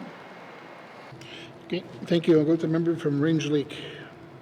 Thank you, and that's comforting to know, and I wish them well as they continue to navigate the daily grenades that get chucked into the trade landscape. Seemingly, it's not easy to keep up for anyone, and I can't imagine it's an easy job for them. So thank you for their service, Mr. Chair. Turning to fisheries in the time I have left, there's been a lot of effort, I know, from the department to grow a North Slave, or the North Slave side of the fishery business. Hay River is, a long tradition of commercial fishery and successful fishers over time. I've had the privilege to speak to many of them, and I don't want to get into their disagreements with the department on this one. Rather, I'd like to know what the plan is to expand the North Slave fishery. Thank you. Thank you. I'll go to the minister. Thank you very much, Mr. Chair. So, Mr. Chair, Industry, Tourism, Investment does have a robust program to support people who want to get into fishing in the Northwest Territories. That they are able to support with equipment that people might need. And then in addition to that, Education, Culture and Employment also does have a wage subsidy program if fishers are wanting to hire deckhands. And so there's a training component there as well, and able to kind of do some succession planning for future fishers. Industry, Tourism and Investment has also been investing in winter fishery to make it more of a year-round sector as well, and because traditionally has been looked at as more of a summertime program. And then in addition to that, ITI also provides incentives to fishers who are doing kind of the most catch throughout the territory. And currently for this year, we're looking at different options and programs for the byproducts of fish in the territory. So an example of that is fertilizer, for example, using fish byproduct as well. Thank you, Mr. Chair. Okay, thank you. I'm going to go on to the next member on my list is the member from Yellowknife North. Thank you, Mr. Chair. So first, I just wanted to say that I am actually quite pleased overall with the ITI budget, and I find that in this budget there are some of the more hopeful and shining lights of us making concerted new efforts to achieve the priorities in our mandate. You know, one example, of course, being the increases to the film industry rebate program. But so I just wanted to commend the minister and her staff for that. One question I wanted to ask first, and this is based on page 24 of the business plan.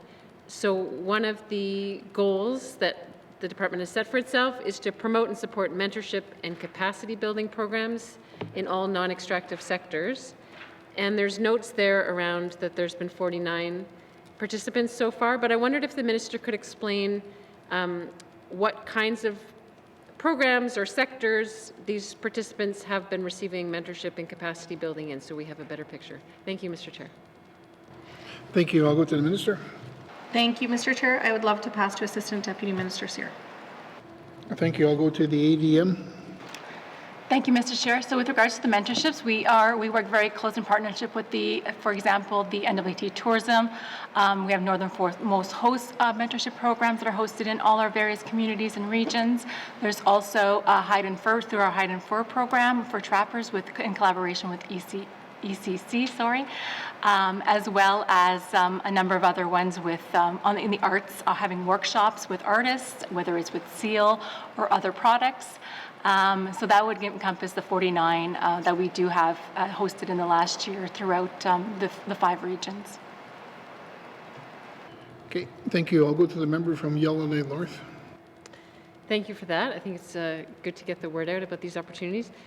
I have a question on commercial fisheries, and this relates to the revenue summary also back on page 230. But, we're continuing to support our commercial fisheries, and we had predicted in 24-25 that revenues from fish sales were going to increase from 1.2 million to 1.6 million.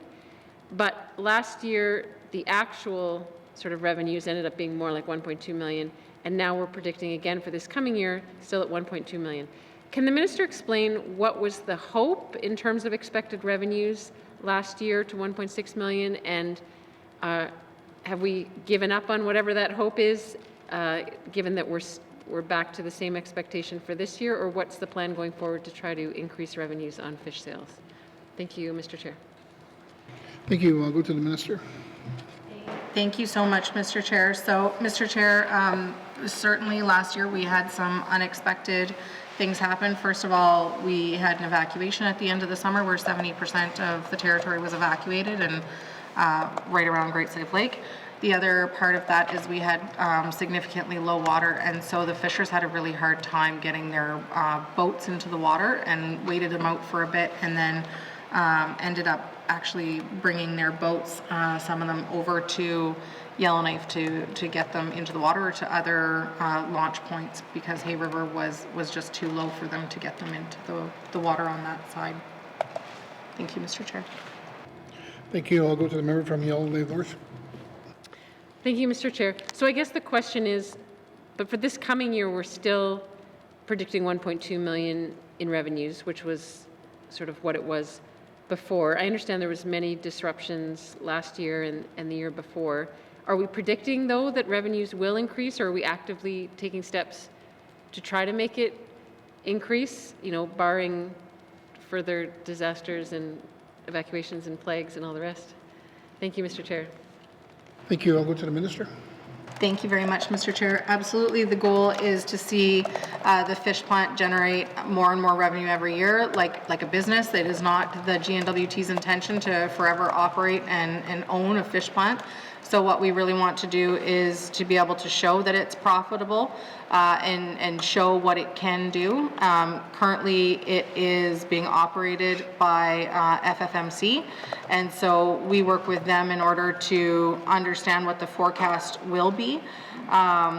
But our goal is to look at some of those byproduct offshoots, make sure that we're encouraging and supporting fishers to get out on the lake, making sure that people are aware of these programs, and making sure that we're continuing to grow the sector and grow the industry. I think that especially with the conversations that are happening right now across the country about buying Canadian, there's definitely always new opportunities to do some more internal trade. And then also opportunities as well that lead us into other international markets too. Thank you. Thank you. I'll go to the member from Yellowknife North. Thank you, Mr. Chair. So it sounds like we are hopeful that we will exceed our revenue estimates or expectations for this year.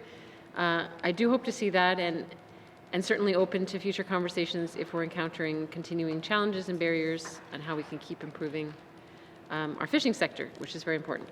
I wanted to turn now to another one of ITI's goals into the business plan, is to ensure that there can be a transfer of skills from mine closure into new areas, and this is specifically listed under the housing priority. So I would interpret that to mean that the intention is to ensure that workers who might be transitioning away from a job with a mine that's closing could then work somehow in the housing sector. Can the minister explain what the department is doing to try to make that happen, or how she sees that pathway working for workers who might be losing their jobs at mines that are closing? Thank you, Mr. Chair. Thank you. I'll go to the minister. Thank you very much, Mr. Chair. So, Mr. Chair, we're working closely with DIVEC. DIVEC has their MyPath program where they identify who the worker is, what their skill set is, and what their intentions post-closure are. So some people intend to retire. Some people intend to start their own business. I had the opportunity to sit with a member from the South Slave, with a resident from the South Slave who currently works at DIVEC and is in the process of putting their ducks in the row to get their own business started. And some of them intend to stay with Rio Tinto proper and look at new opportunities. But there are some people who are wanting to return to their home community and are not ready for retirement. And so the intent there is to ensure that we don't lose any skilled workers. And if somebody is returning to their home community and is, per se, an electrician or has gained experience as a heavy-duty mechanic or whatever their skill set may be, we certainly don't want to lose their skill set or lose them from their home community. And so certainly trying to ensure that we are aligned with DIVEC, that if there are people in that situation, that we can ensure that we're connecting them with other opportunities in their home community. I know that in conversation with Housing NWT that at times they are missing some of the tradespeople that they need in order to do maintenance of their units and their infrastructure. So ensuring that we're connecting with people, connecting people with opportunity is key. Thank you. Thank you. I'll go to the member from Yellowknife North. Thank you, Mr. Chair. So my final question, for Prosper NWT, I understand that we are transferring 1.5 million or roundabouts to them, but I also see that in their, statement, as an information item, they're carrying an accumulated surplus each year of over $35 million. And so I wonder if the minister can explain why why they need to maintain a surplus of $35 million and why they can't use some of the surplus to fund, what the GNWT is currently funding, each year to the tune of 1.5 million. Thank you, Mr. Chair. Thank you. I'll go to the minister. Thank you very much, Mr. Chair. And Mr. Chair, I cannot explain to you how much I'm wishing that Prosper NWT was now sitting next to me. But, Mr. Chair, and I'm going to very uneloquently describe this, but essentially those are their investments into loans. And so it's not cold, hard cash, so to say, sitting there in their bank accounts not doing anything. Their role is to continuously invest dollars in northern businesses and to grow those businesses. And so it's not a bank account with $35 million sitting there. Thank you, Mr. Chair. Okay, thank you. I'll go to the member from Yellowknife North. Thanks for that explanation. Nothing further. Thank you. Thank you. Next on my list I have is the member from Montfrey. Okay, thank you, Mr. Chair. Community futures for this fiscal year. I know it's to help business development or corporation. That's what it says. So, do you think that's enough, or it's? I think. Well, for me, I don't think that's enough. So I just wanted to ask the minister if there's going to be, with everything that's happening in the Northwest Territories with the mine, with the diamond mines winding down, and now we're going over to the giant mine remediations.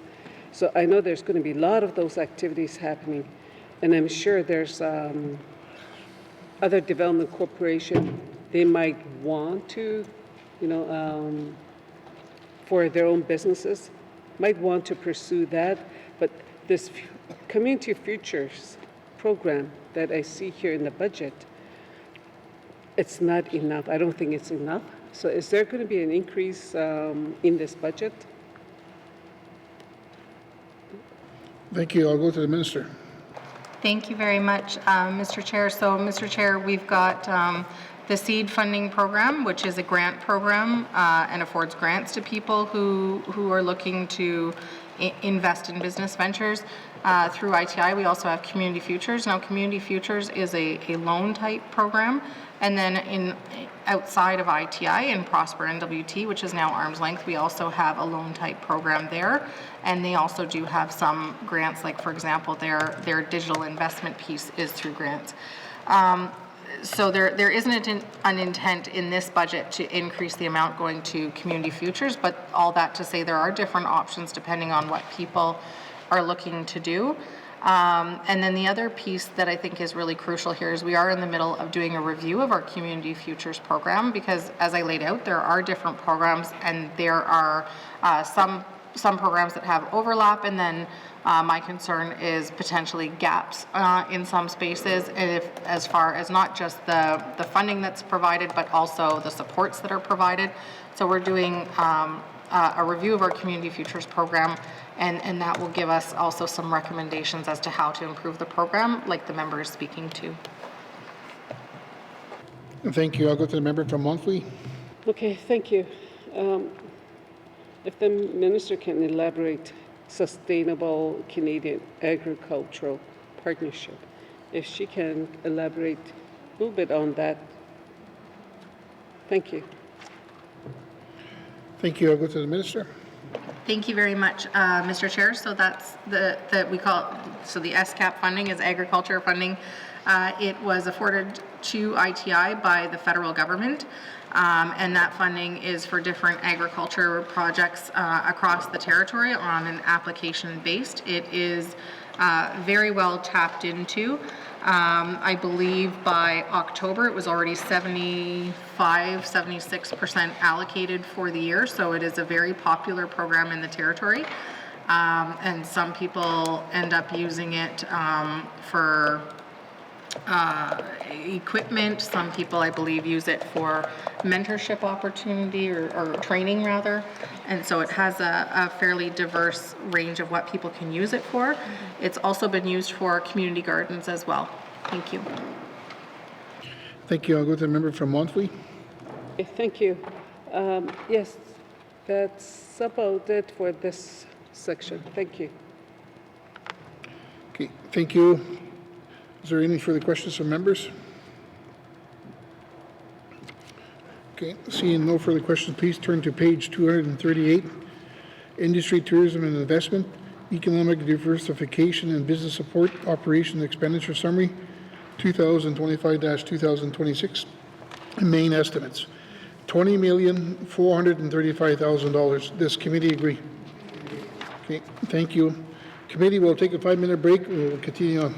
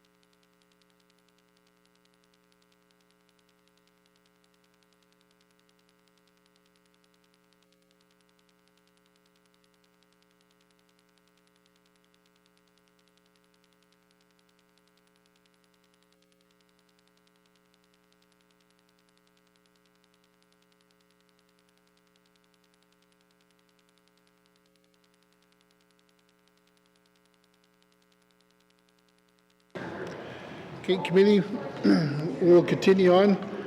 Please grab your seats.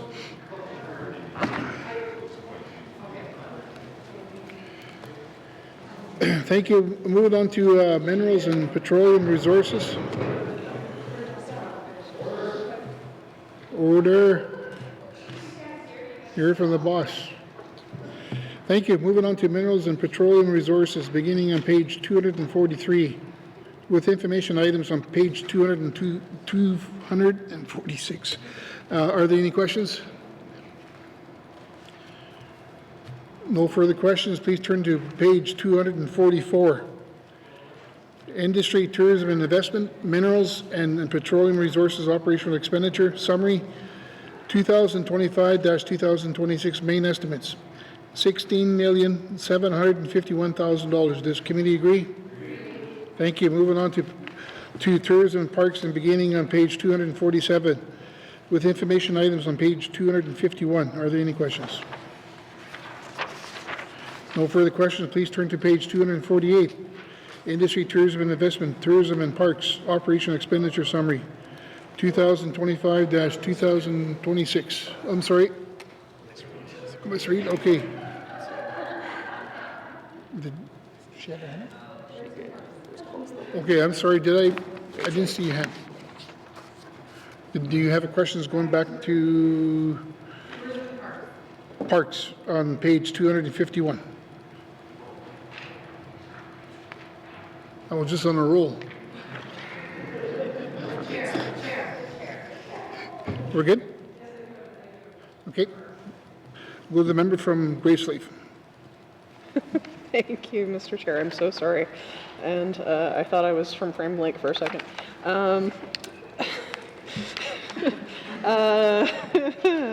Anyway, I know at some point in the business plan, I'm sorry I do not have the page in front of me, that under the tourism and parks activity, we speak about public safety and the fact that there are a high number of incidents here. Thank you to myself for finding it. 131 incidents have been reported in parks in the NWT since April 2024. So I'd say probably about an 8-month period before these business plans updates were printed. That is an increase of 76 incidents from 2023. Can the minister speak a little bit to the root causes of why we're having so many issues with public safety in parks? Thank you, Mr. Chair. Thank you. I'll go to the minister. Thank you very much, Mr. Chair. So, Mr. Chair, we had a number of communities evacuated, and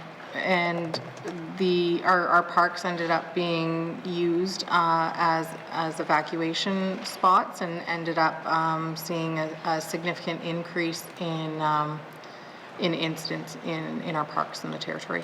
Thank you. Thank you. I'll go to the member from Graceleaf. Thank you, Mr. Chair. So it sounds then that this particular measure and target might resolve itself if all deities willing, we don't have any evacuations this year. So is there any kind of plan here? What kind of approach is the department taking? Thank you. Thank you. I'll go to the minister.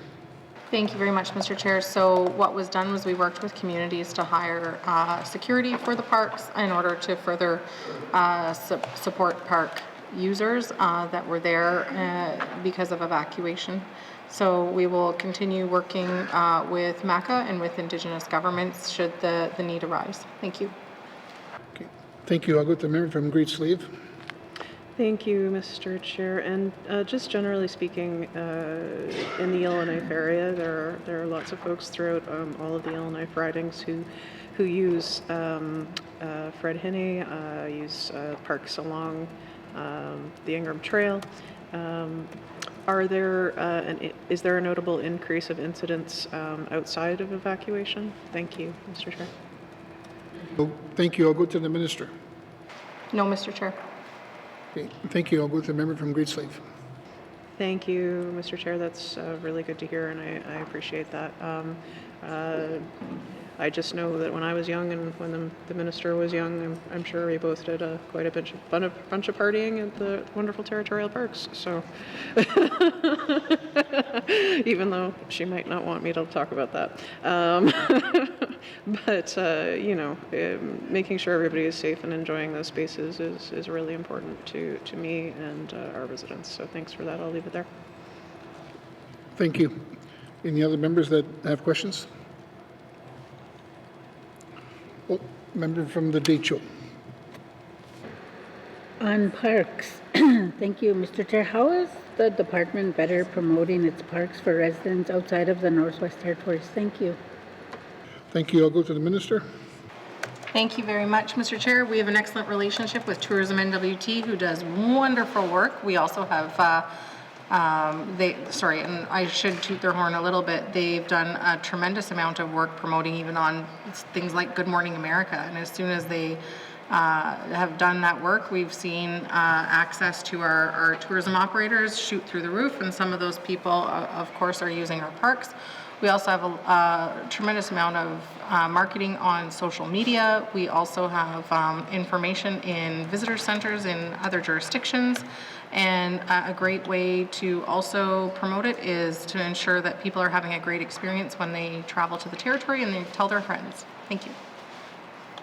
Thank you. I'll go to the member from the Decho. Thank you, Mr. Chair. Community visitor information centers.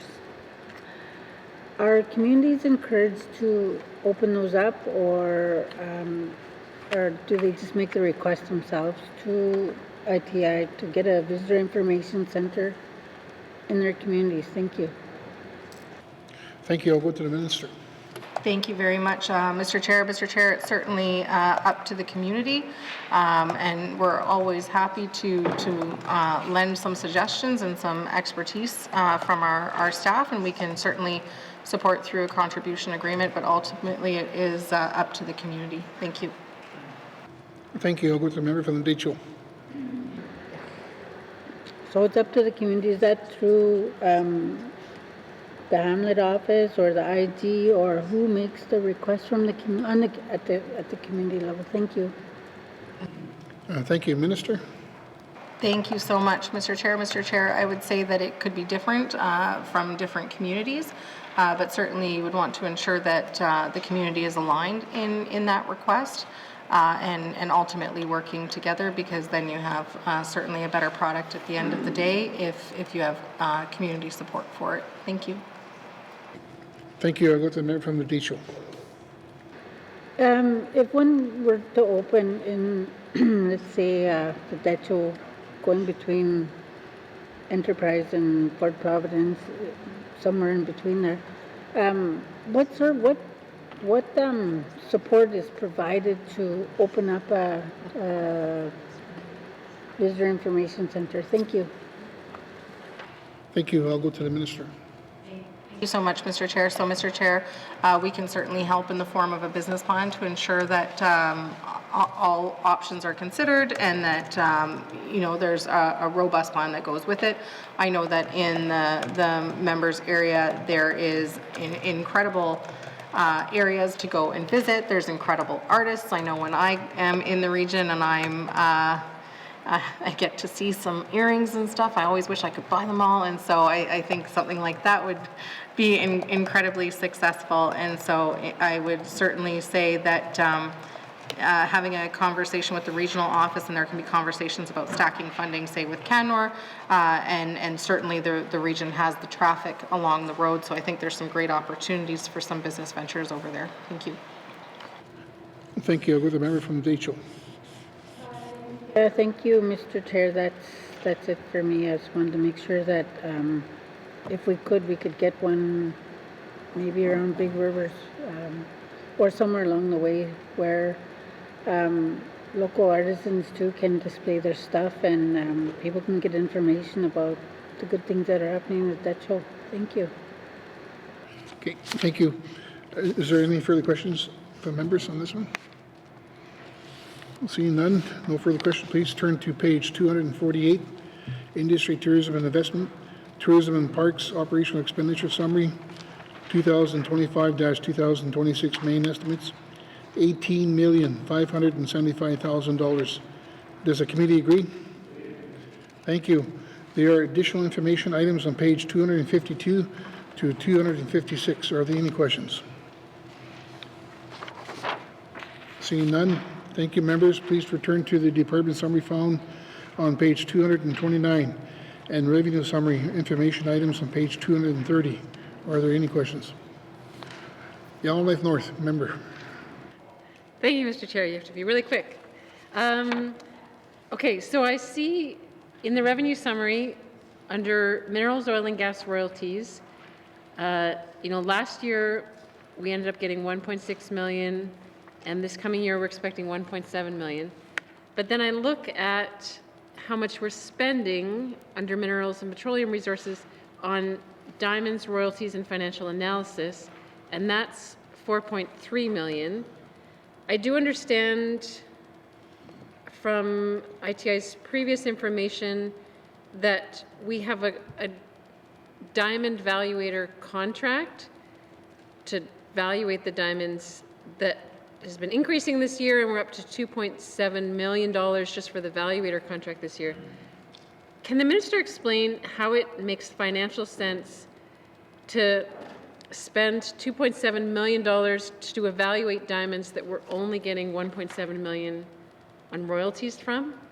Thank you, Mr. Chair. Thank you. I'll go to the minister. Thank you very much, Mr. Chair. Well, first of all, I would have to say that I'm legislatively required to have diamonds valuated in the territory. And the perks of diamonds, or the revenue from diamonds, is certainly greater than what is seen here under the revenue summary. So for, example, we have hundreds, we've got thousands of Northerners working at our diamond mines, and Diavik alone, for example, is 1,200. And in addition to the people that are working at the mine and the benefits of that, or working for the mine, there's also all of the contract opportunities that exist as well. The way that our royalty system works in the territory is it is a revenue-based royalty system, which means that if mines are investing in the territory, that is deducted from their royalties so that they're able to apply that to the royalties that they're paying to the Northwest Territories. Diamond markets right now are certainly not where we'd like to see them be. They continue to go down. They continue to struggle. And that is for geopolitical reasons around the world. We're not the only jurisdiction that is struggling as far as diamond mining. But ultimately, I am legislated to ensure that our diamonds are valuated. And that is something that is done consistently through all of our diamond mines. Okay, thank you. I'm with the member from Yellowknife North. Thank you, Mr. Chair. I do certainly understand that there are many other kinds of benefits that come from diamond mines besides royalties themselves.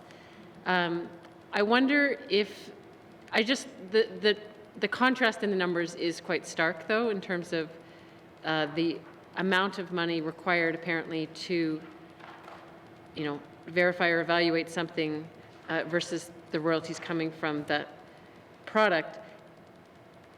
Are there any ways that the minister has explored to try to find cost efficiencies or savings? Is there a, less fancy version of diamond valuation? I'm not sure. I don't understand much about this area of work, but are there different levels of service that are available that could help us sort of scale to, the level that we're dealing with here, given the amount of royalties we're getting? Thank you, Mr. Chair. Thank you. I'll go to the minister. Thank you very much, Mr. Chair. So we're certainly always making sure that we're getting the best bang for our buck. This was an RFP that was recently awarded, and so certainly still going through that process on a regular basis. And so this contract was recently awarded and went through our procurement processes. And it's worth noting too that this is certainly not the norm. You know, our royalties over the last 10 years have looked as wonderful as $62 million, and then unfortunately this year it's far lower. I certainly hope that diamond commodities will turn around, but that's not something that is predicted in the next little while here. But we certainly are constantly looking forward to making sure that we are getting the best bang for our buck, and ultimately, I've lost my train of thought there. Yes, the answer to the member's question is yes. We are always looking to get the biggest bang for our buck. Thank you. Okay, thank you. I'll go to the member from Yellowknife North. Thank you, Mr. Chair. I guess my final question on that is there much competition in this sector of diamond valuators? Do we have, you know, various firms that are bidding on this kind of a contract, or are we kind of stuck with just one option in this case? Thank you, Mr. Chair. Thank you. I'll go to the minister. Thank you very much, Mr. Chair. Mr. Chair, it's a very specialized expertise. These are people who, you know, look at they're very skilled at their work. They travel far and wide to come to the north to do this work. And so certainly when we put out RFPs, we're looking at multiple companies. Unfortunately, like many businesses, our costs do keep going up. We have had requests from diamond mines to increase their valuations, and what that ends up doing is increasing ultimately their paydays in order to make sure that they continue working on their cash flow at a difficult time for diamond mines. And what we've said to them in this case is that we will certainly ensure that we are making the process available, but we as a government won't absorb the costs of that. And it's one where, even though this is difficult because this is the year that we're looking at, it's really important that we don't look at this cost in isolation, because it's largely the same cost with some forced growth year over year over year. The industry has kind of a set range of where they fall in this kind of cost market and what this role demands as far as like what funding it calls for. But it's really important that we consider the revenues over the lifespan when that contract is over the lifespan as well. And unfortunately, with commodities like this, there are amazing years, there are not so great years, and we're in a not so great year. Thank you. Okay, thank you. All right, I'm going to go to the next member. My list is the member from Graceleaf. It's you.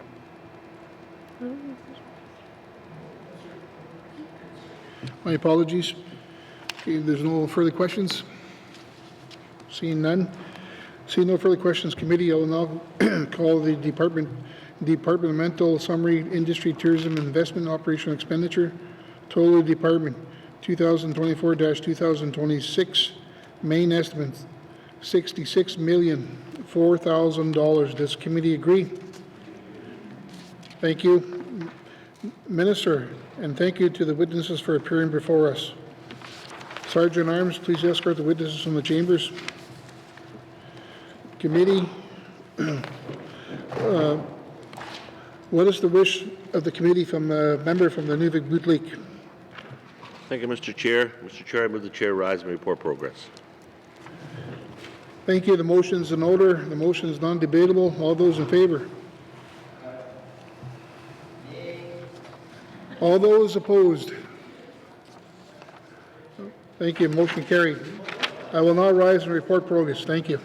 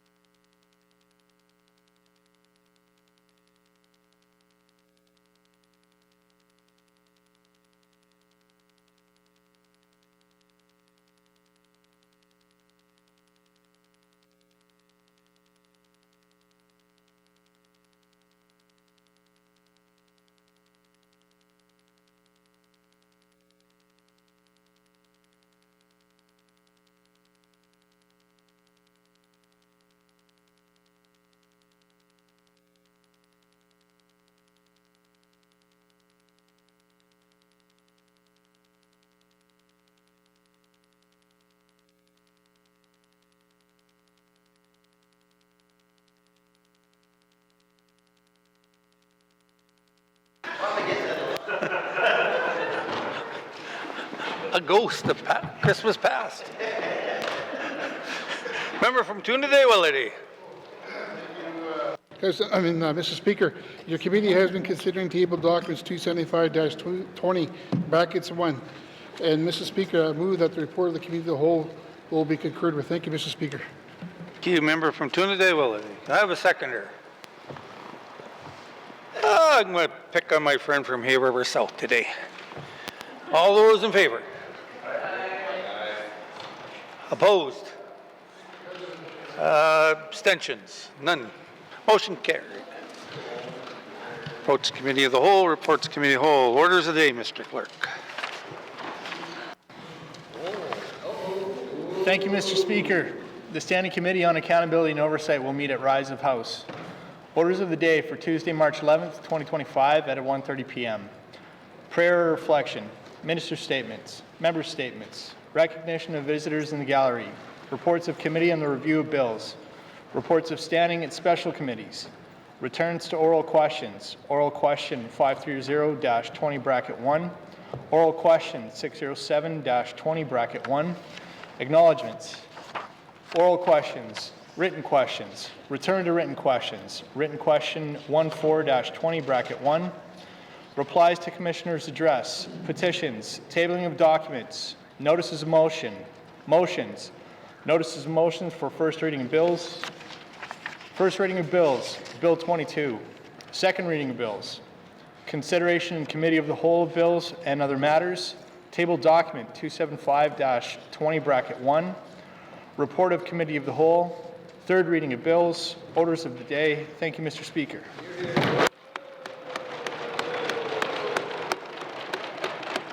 Done good. Colleagues, this House stands adjourned till Tuesday, March 11th, 2025 at 1:30 p.m.